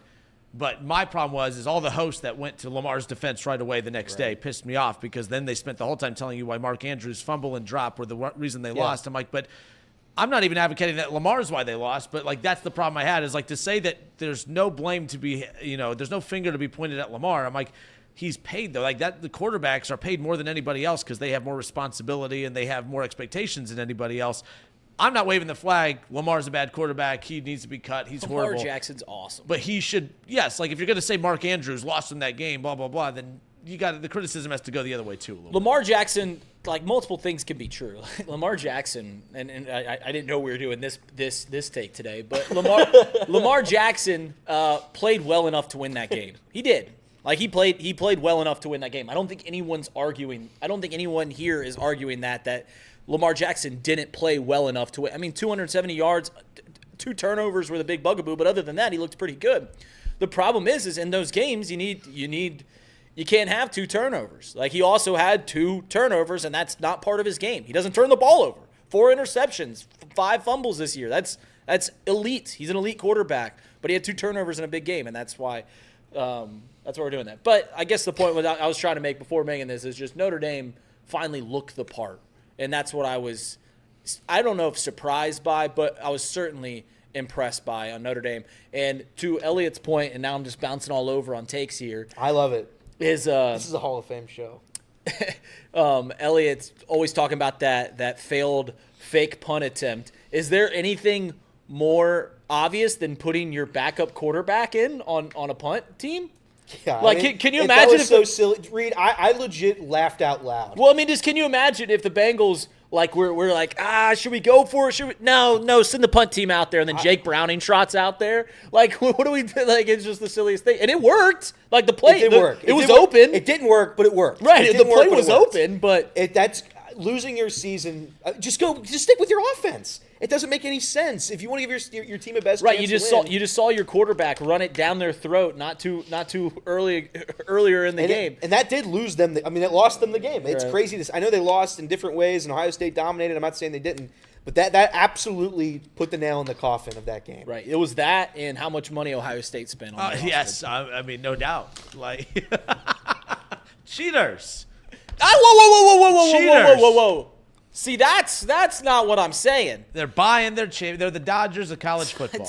Correct. Everything they're doing is legal, and that's okay. I don't know why we're not celebrating that you spent the most money and you won the championship. That's okay. You did that. Congrats. Go Dodgers. I play for the Cincinnati Adult Baseball League Dodgers, so yeah, go Dodgers. But the Dodgers doing the same exact thing, right? Actually, they're not. 'Cause Correct. They're spending the most. Ohio Do you think State's spending Dodgers the fans third are- most. do you think- Ohio State's like the Mets, except they actually win? Do you think when someone said to the Dodgers, "Hey, congratulations on your World Series. You spent the most money. You earned it," they were like, "No, whoa, whoa, whoa, whoa, whoa, whoa, whoa, whoa!